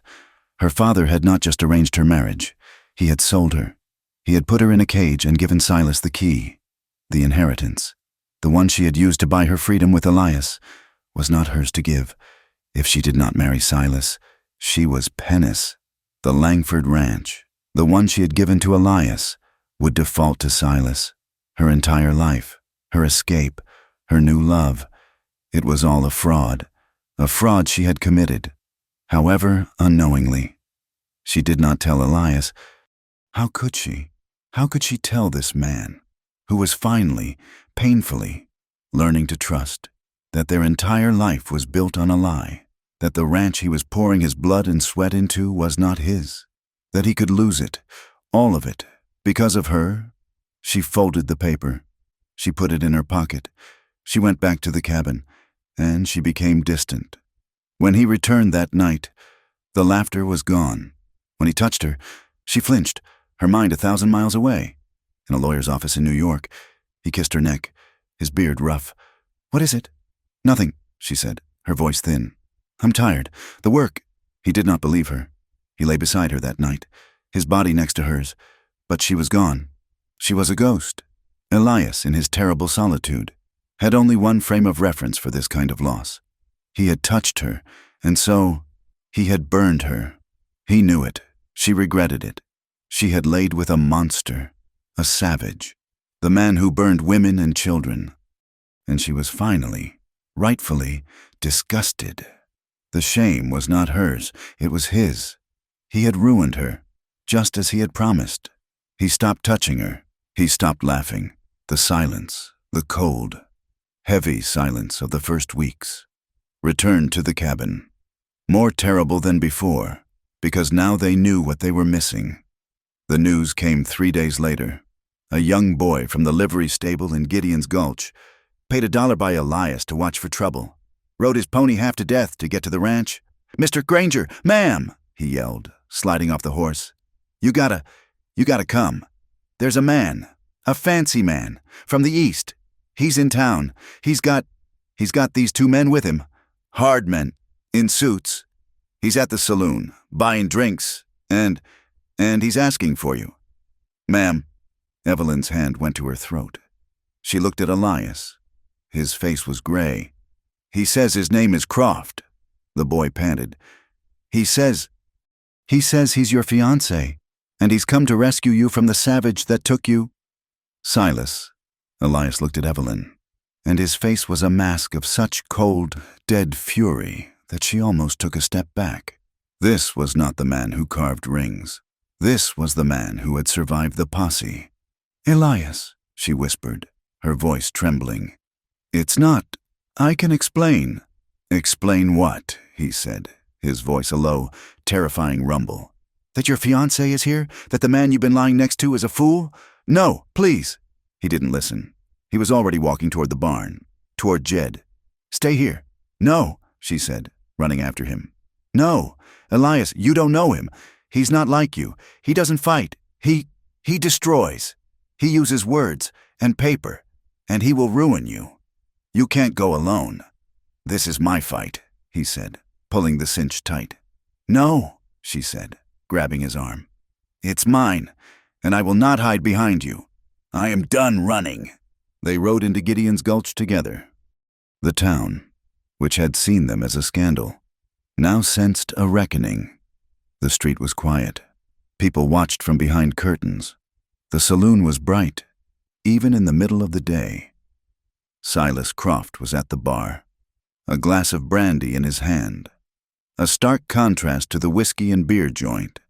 He was exactly as Evelyn had described, handsome, in a pale, sharp way, dressed in a tailored suit of dark wool, his blonde hair perfectly combed. He smelled of cologne and money. With him were two men, broad-shouldered, in derby hats, their coats buttoned.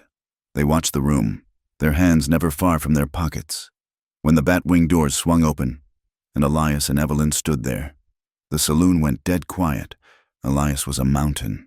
He filled the doorway, his buckskins and his beard making him look like something from a different, older world.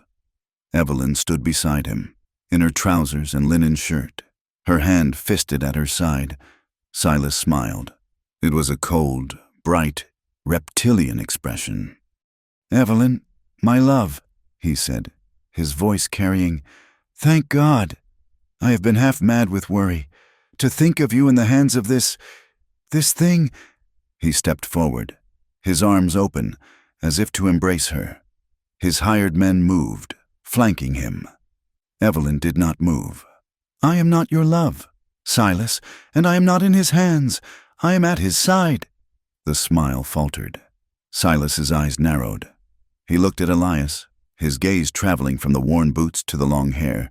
It was not the gaze of a man looking at a rival. It was the gaze of a man looking at an inconvenient animal. "I see," Silas said, his voice turning to ice. "You have been corrupted. This savage has filled your head with nonsense. Well, no matter. Our agreement is not with you, my dear. It is with your father. You are coming home." Elias stepped forward, putting himself between Evelyn and Silas. "She's not going anywhere." Silas laughed, a high, mocking sound. "And who are you? The local beast? The town butcher? I've heard all about you, Mr. Granger, the man who burns women and children. A fitting companion for a woman who would break a sacred contract." Elias's hand was a blur. He grabbed the front of Silas's fine suit, lifting him half off the floor. "Say that again." The two hired men had their guns out, leveled at Elias's chest. "Put me down, you ape," Silas choked out, his face turning red. "Or they will." "Elias!" Evelyn screamed. He looked at the guns. He looked at Silas, and he let him go. He dropped him, and Silas stumbled back into his men. "You see?" Silas said, straightening his suit, his eyes gleaming with hatred. "He is a backwoods savage. He understands only violence. He will hang for this. He will hang for what he did to you, and for what he did 10 years ago." "He is my husband," Evelyn said, her voice shaking but clear. "A fraud," Silas spat. "A marriage performed under duress, with a half-mad runaway, to cheat me of what is mine. You are my property. Evelyn, bought and paid for." That was the word. Bought. It broke something in Elias. The control, the fear, the guilt. All he heard was the echo of another man. A cruel man, who had stolen his life. All he saw was this thing, claiming her. He did not grab him. He punched him. It was not a punch. It was a judgment. It was all the force of the man who split logs with a single blow. It landed on Silas's jaw with a sound like a wet branch snapping. Silas did not just fall. He flew. He crashed over a table, his body limp, and landed in a heap of broken chairs and spilled cards. He was out cold. The two hired men stood, their guns still pointed, in absolute shock. They were paid to intimidate, not to fight a grizzly. Elias stood over the fallen man. his chest heaving. The rage was on him. The red, burning rage he had kept buried. He wanted to kill him. He wanted to end this and the posse and the fire and all of it. Right here. He took a step forward. "Elias, no!" It was Evelyn. Her voice cut through the red haze. She was grabbing his arm, her fingers digging in. "Please, not for him. Don't become what they say you are. Don't let him win. Please, Elias." He looked at her. He saw her terror, not of him, but for him.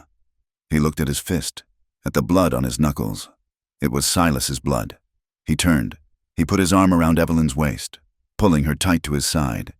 He faced the two gunmen, who were now pointing their weapons at a man who was already walking away. "Get him out of our town," Elias rumbled. And it was not a request. It was a command. He walked out of the saloon, Evelyn clinging to him. The entire town was watching as they mounted Jed and rode, fast, toward the mountains. The ride back was silent. The adrenaline of the fight gave way to a cold, sick dread. They reached the cabin, and the sun was setting. Elias slammed the door. He was vibrating, the violence still coiling in his gut. He turned on her, his face a mask of pain. "You lied to me," he said, his voice low. "No, Elias, He said bought and paid for. He said fraud. That letter, that's what it was, wasn't it? That's why you grew cold. You knew he was coming."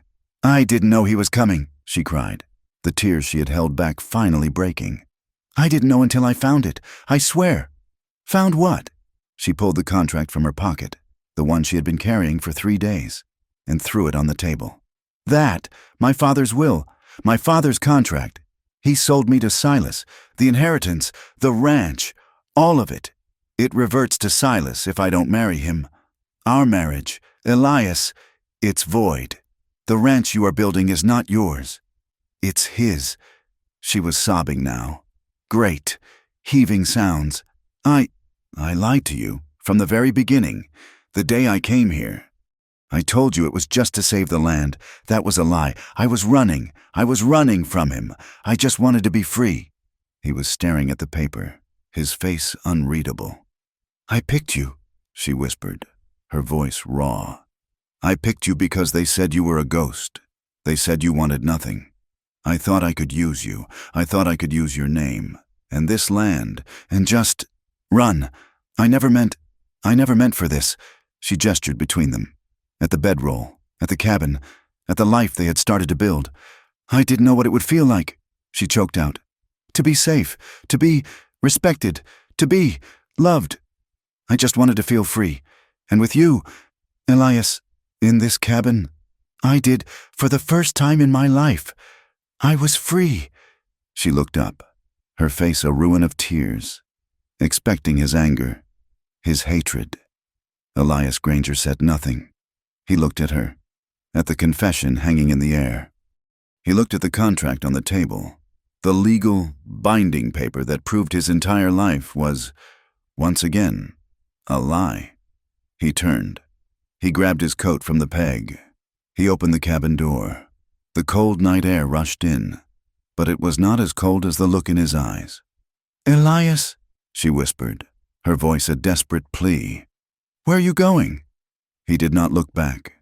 He walked out into the snow and the darkness, and he did not return. Evelyn did not sleep. She did not cry. She sat on the cot in the dark, cold cabin, the contract a dead weight on the table. The door Elias had walked through remained open, a black, rectangular wound letting in the frigid night air.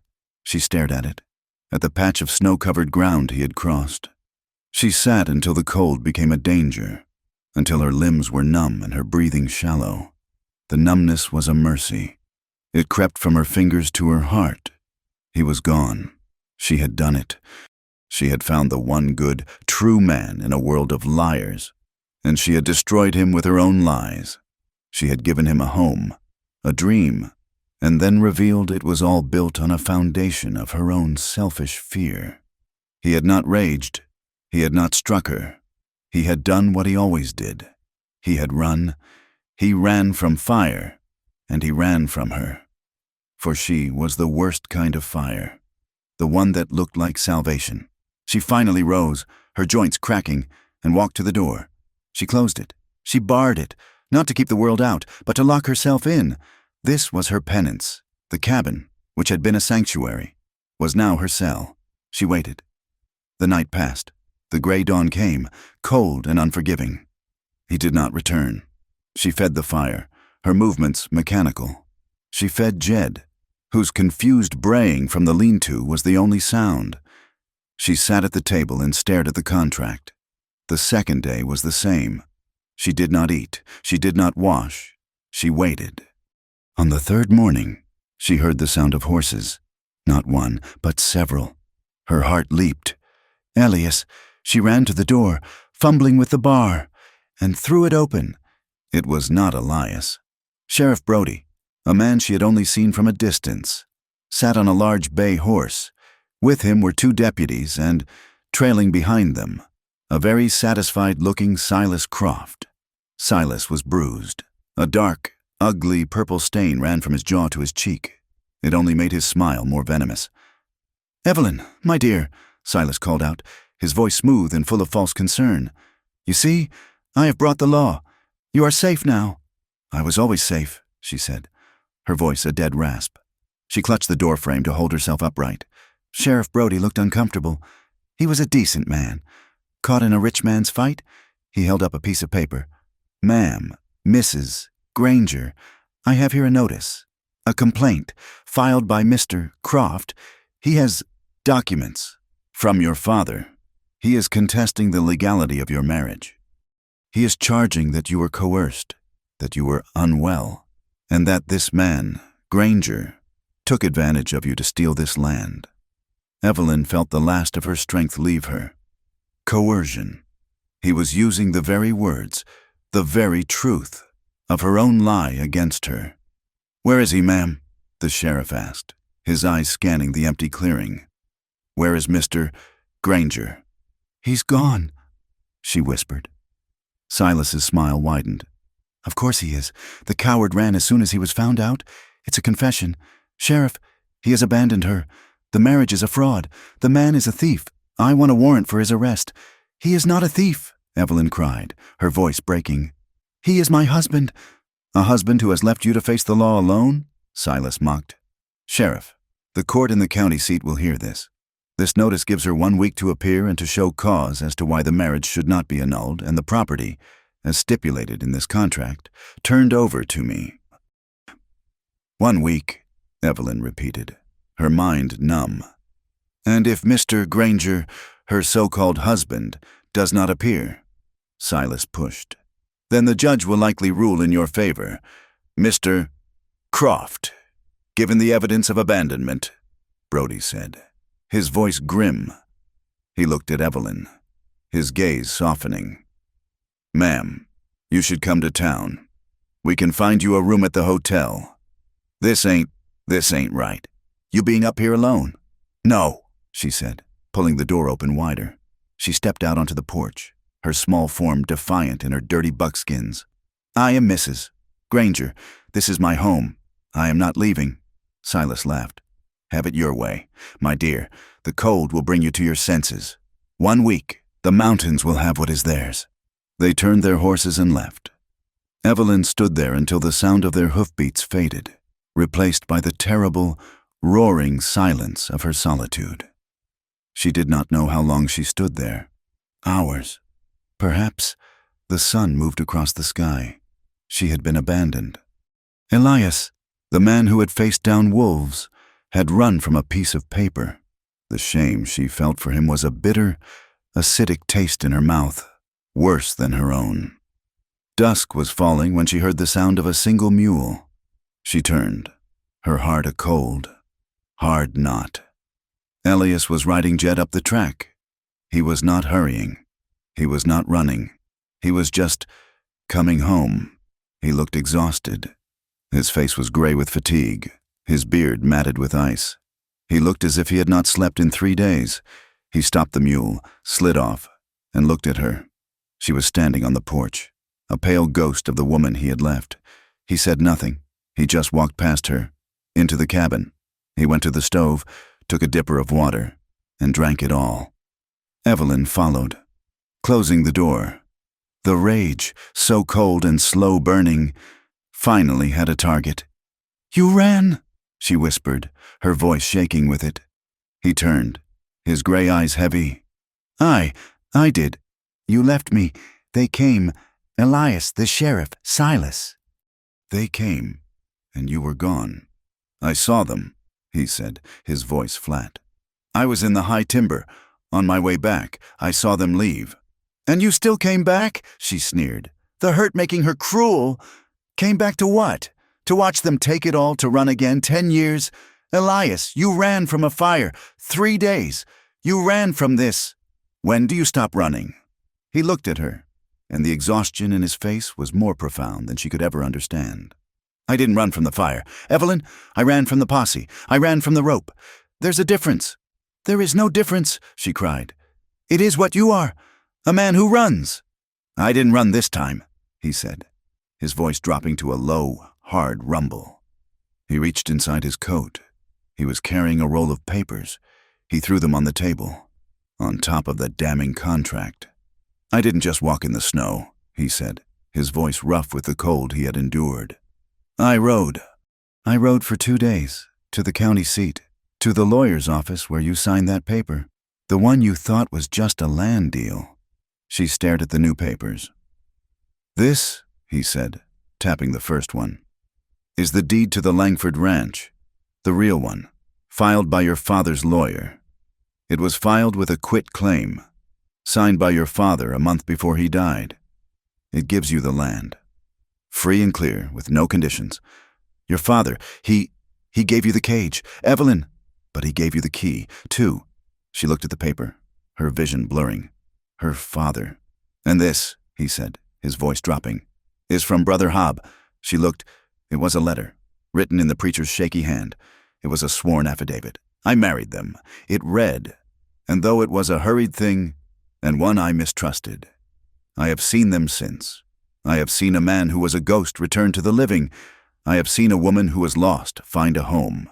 The Lord's business is not always clean, but what they have is true. I swear this on my own soul." Evelyn's legs gave out. She sank onto the stool, her hands covering her mouth.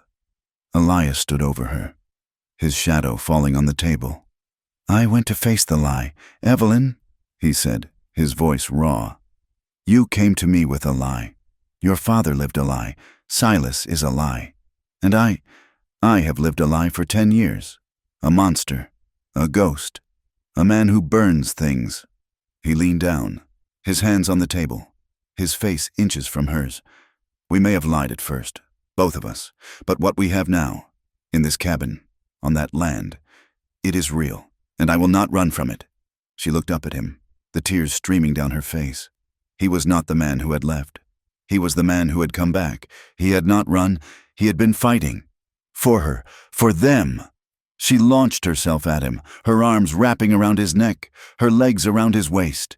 He caught her, his arms locking around her, holding her up as if she weighed nothing. She was sobbing, a different kind of sob, a sound of profound, painful gratitude.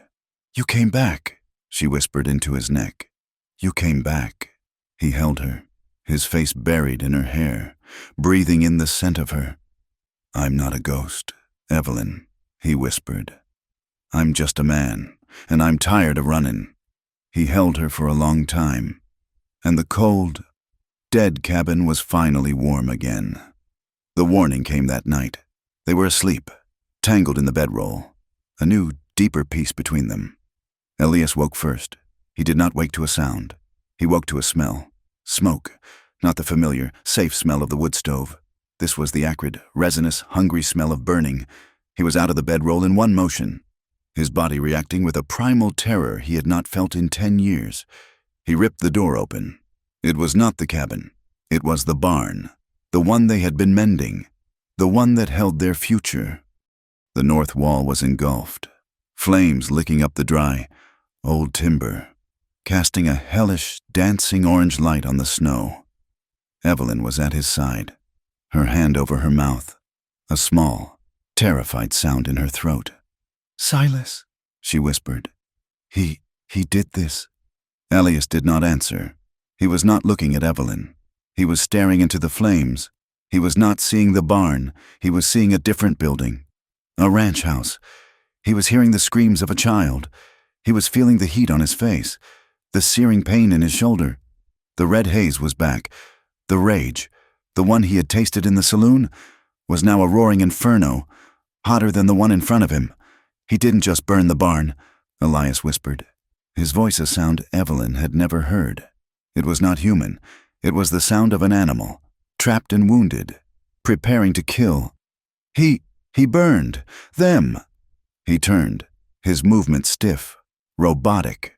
He walked to the wall where his rifle hung. He took it down. He walked to his box and took out a shell. Then another. He began, with slow, deliberate, terrifying calm, to load the gun. "Elias?" Evelyn's voice was thin. He did not answer. He checked the action of the rifle. "Elias, what are you doing?" "He wants a monster," Elias said, his voice flat and dead. "He wants the man who burns. I'm going to show him." "No," she said, her voice rising. "No, Elias, it's just wood. It's what he wants. He wants you to do this." "He wants to take everything from me," Elias said, shrugging on his heavy coat. "He wants to prove I'm a savage. He wants to burn my life down." He looked at her, and his eyes were the hollow, dead eyes of the man she had met 2 months ago. He'll just be the second man to do it. He was at the door. He was going to hunt Silas. He was going to go to town, and he was going to kill him. And he would hang. She would lose him, not to a posse, but to himself. "Elias, stop!" She screamed, and she threw herself in front of the door, her small body a useless barrier. "Don't you see? This is the fire. This is your fire, the one you told me about, the one that took your life. Don't let him do it. Don't let him be the one who finally turns you into the monster they all see." He stopped, his hand on the door latch. He looked at her, his face a mask of torment. She was sobbing, her hands flat on his chest, as if she could hold him back. "I don't want you to go back to who you were. I don't want that man. I want my husband, the man who came back, the man who brought me the papers, the man who holds me when I dream. Please, Elias, don't leave me. Don't become him." He looked down at her, at this small, fierce, brave woman who was fighting, not for a barn, but for his soul. "He burned our home," Elias choked out, the rage and the grief fighting in his throat. "Then what do I have left to fight for?" he roared. "He burns it. He takes the law. He takes you. Tell me what is left. Evelyn?" She looked up at him, her face streaked with tears and soot, her eyes shining in the firelight. "Then give me something to fight for," he whispered, his voice breaking. She did not hesitate. She wrapped her arms around his neck, pulling his face down to hers. "This," she whispered, her voice fierce. "Me? Us." She kissed him, a desperate, smoky kiss, a claiming. "Fight for this, Elias, not with a gun, not in the dark. Fight for us in the light, in the town, with these." She reached back and slapped the papers on the table. "Fight him with the truth. That is a fight you can win. A fight we can win." He stared at her, the red haze in his eyes slowly receding, replaced by a dawning, agonizing clarity. He was not a monster. He was her husband. He leaned his forehead against hers. His rifle was still in his hand, a heavy, useless weight. "He will kill us," he whispered. "He'll use his money, his men." "No," she said, pulling back, her eyes hard. "He's a coward. He burns things in the night. He's afraid of you. He's afraid of this. Show them, Elias. Show the town. Show all of them what is real." He let the rifle slide from his hand. It clattered to the floor. He looked at the burning barn, a funeral pyre for their past. Then he looked at her. He scooped her up, his arm under her legs, and carried her to the bedroll. He did not put her down gently. He dropped her, his body following hers, covering her. This was not the slow, healing love of before. This was a claiming. It was a fierce, urgent, desperate act. It was two people, with their home burning down, clinging to the only thing that could not be taken. It was a promise, made with teeth and hands and skin. It was life itself, a raw, defiant scream against the darkness and the flames. They made love while the barn collapsed, the sound of falling timbers a drumbeat to their hearts. They clung to life. The next morning, they rode into town. They did not look like victims. Elias was in his cleanest buckskins, his rifle not in his hands, but in its scabbard on Jed's side. Evelyn wore the same trousers, but she had mended her blue wool jacket, and she wore it like armor. Her hair was braided, her chin high. They did not ride to the saloon. They rode to the mission, where the circuit judge was holding court. The mission was packed. The whole town was there. Silas was in the front row, his 2 hired men at his side. He looked clean, pressed, and confident. He smiled when he saw them enter. Judge Tanner, Silas's lawyer, a slick man from the county seat, began, "We are here to petition for an annulment of the marriage of Evelyn Langford to Elias Granger on the grounds of coercion, and to file for the immediate seizure of the Langford property, as per this binding contract, signed by her late father." He placed the contract on the judge's table. Judge Tanner, a man with a gray beard and eyes that had seen too much, looked at the papers. He looked at Silas, then he looked at Elias and Evelyn, standing in the back. "Mr. Granger, Mrs. Granger, seems you two have caused a storm." "They are a storm, Your Honor," the lawyer said. "This man," he pointed at Elias, "is a known recluse, a violent man. He assaulted my client just 2 days ago.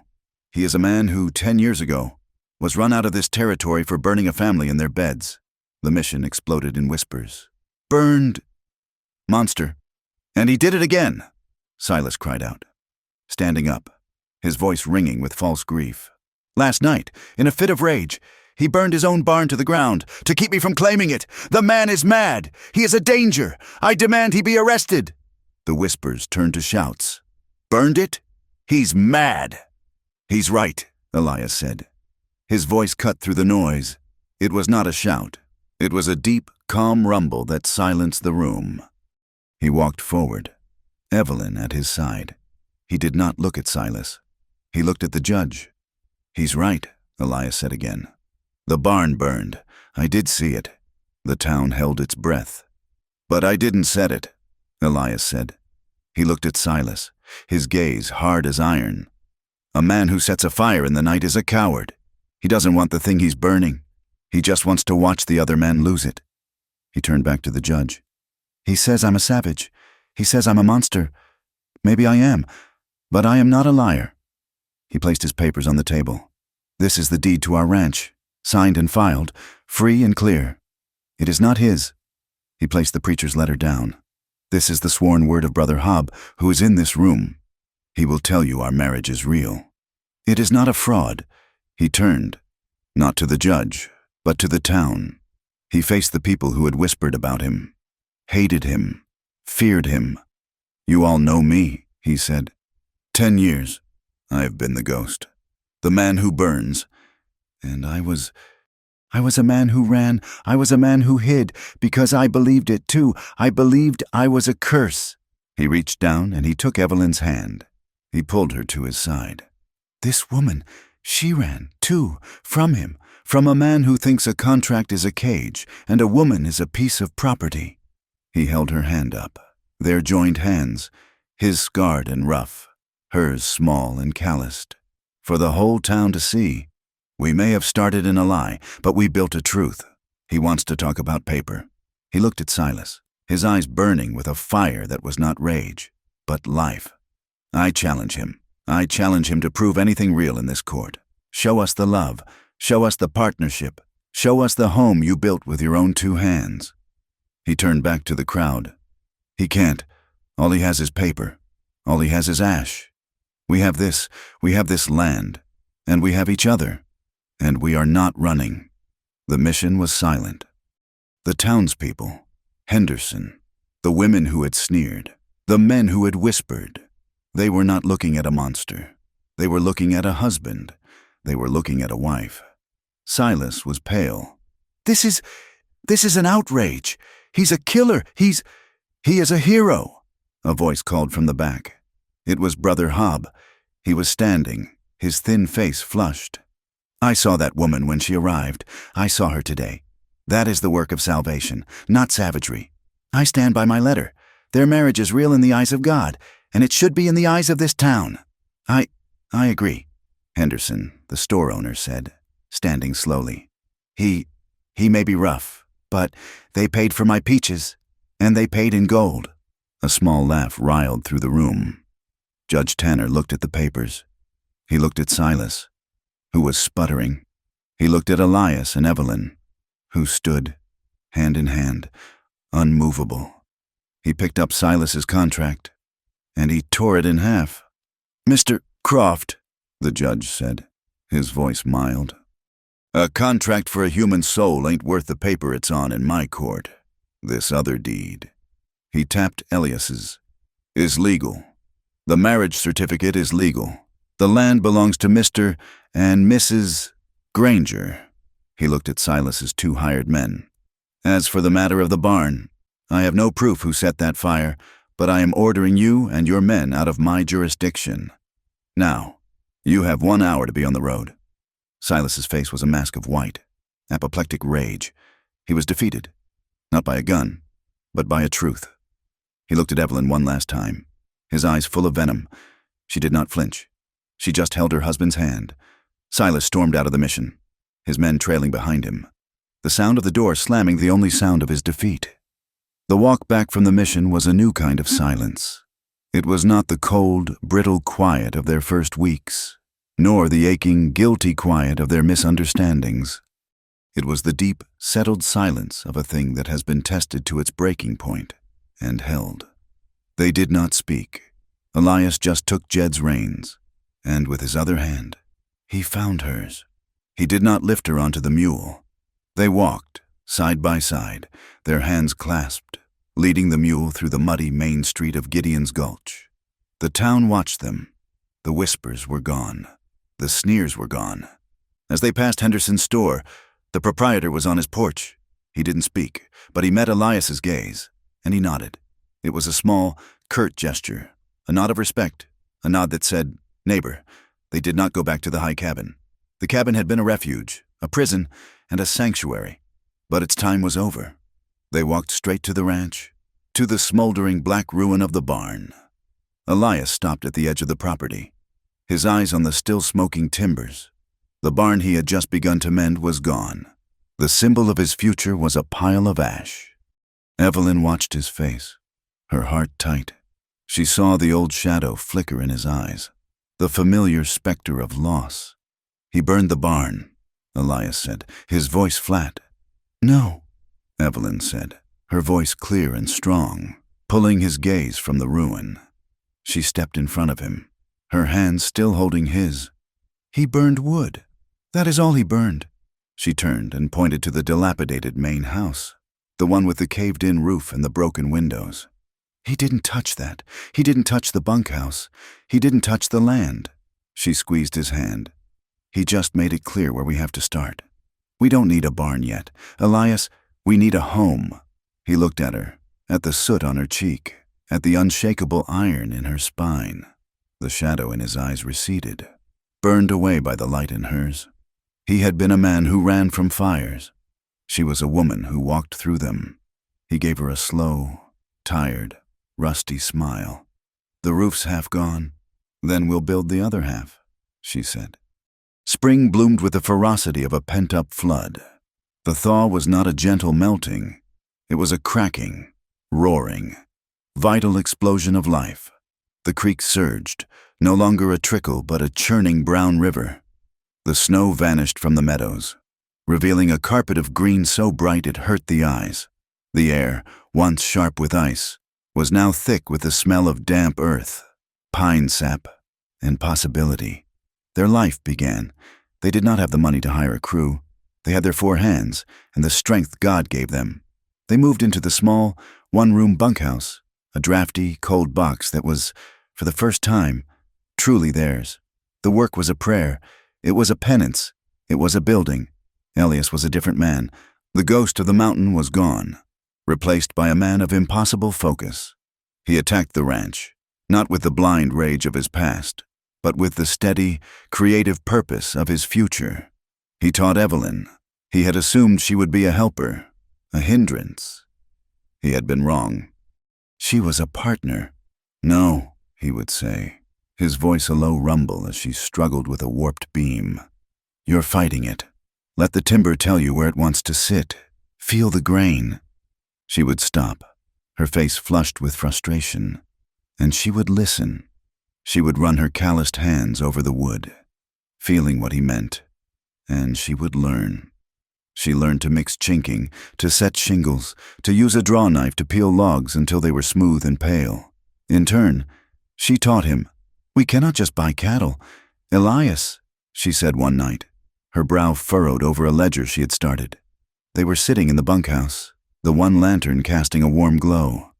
We don't have the capital, but I've been reading this. It was one of her father's old books. It's about grazing rights.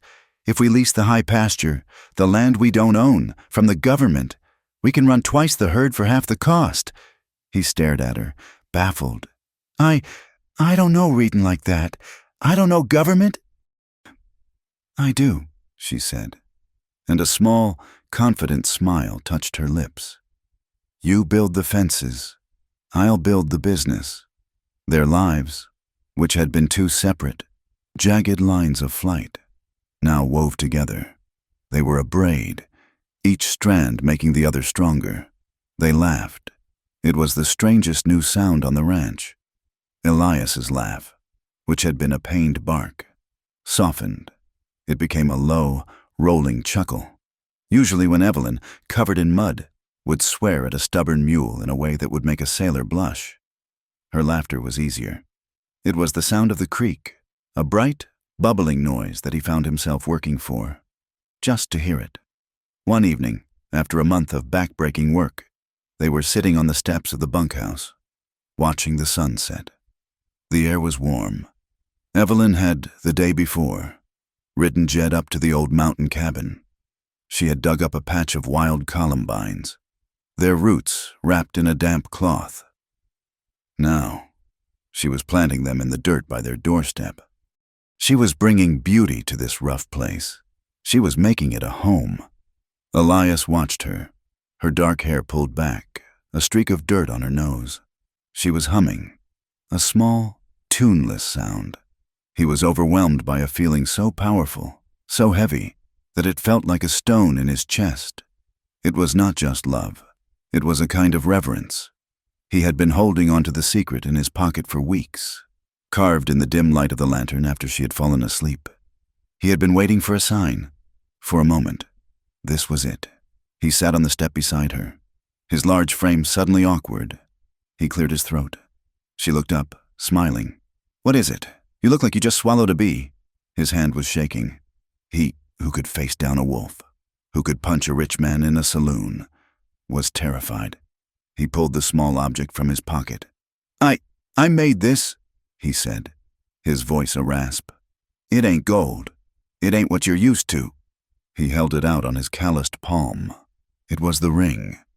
It was a simple, wide band of dark mountain mahogany, polished with oil until it shone with a deep, red luster, carved into its surface, with the precise, loving detail of his whittling, was a circle of mountain peaks, their lines flowing one into the next, with no beginning and no end. Evelyn's breath caught. She put her muddy hand over her mouth, her eyes filled with tears. Elias, she whispered. She picked it up. It was warm from his hand. She looked at the mountains, their mountains, the ones that had imprisoned them, and the ones that had saved them. Her left hand was bare, the crude, greasy leather thong he had put on her finger at the wedding. She wore it on a string, under her shirt. She had never taken it off. Slowly, she held out her hand. He took it.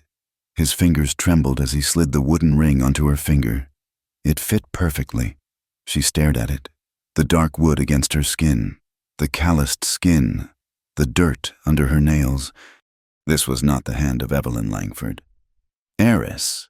This was the hand of Evelyn Granger, rancher. She lifted her eyes to his. "This is real," she whispered. It was not a question. It was a statement. This ring, this land, this man, this life. Elias's throat was tight. He could only nod. "It always was," he said, his voice thick. "From the first, even when we were lying. The rest of it, that was the pretending." She didn't thank him. She just leaned forward, put her dirty hands on his rough face, and kissed him. It was not the desperate, fiery kiss of their nights. It was a kiss of peace, of homecoming. It was a promise. Weeks turned into months. The bunkhouse was solid. The first section of the new barn was framed. They rode into town, this time not for a fight, but for supplies. It was different. The air of scandal was gone. When they rode down the main street, Elias on Jed, Evelyn on a strong gray mare she had bought with her first bit of egg money. The locals no longer stopped to stare. They nodded. "Mr. Granger." "Mrs. Granger." It was simple. It was cautious. But it was respect. At Henderson's store, the proprietor, who had once refused to serve them, now rushed forward. "Mr. Granger, ma'am, got that new shipment of axle grease you were asking on. And Mrs. Granger, I saved you a bolt of that blue cotton. Figured you might be tired of buckskin." "Thank you, Mr. Henderson," Evelyn said, her smile genuine. "I appreciate that. And, Henderson stammered, looking at Elias. "Your credit, well, it's good here. Pay when the herd sells." Elias stopped. He looked at the man. For 10 years, his name had been a curse, his presence a threat. Now, a man was offering him credit. On his word alone. He stuck out his hand. "I'm obliged to you, Henderson." They shook, and in that simple gesture, Elias Granger, the monster, died. And Elias Granger, the rancher, was born. They were not just building a ranch. They were building a community. Evelyn had seen the children. The boy from the livery, Tom, the other children of the valley, the trappers' and miners' sons, who ran wild, their faces dirty, their futures as unformed as the mud on the street. They were bright, but they were ignorant. She went to Brother Hobb. "I have no money to offer the church," she said, standing in the small, clean mission where her life had changed. "Mrs. Granger," the preacher said, smiling, "you and your husband have given this town more than money. You've given it a story of redemption. What is it you need?" "An education," she said. "I have one. They do not let me use the mission. 2 days a week, 3 hours. I want to start a school." The first day, 5 children showed up, shoved in by curious mothers.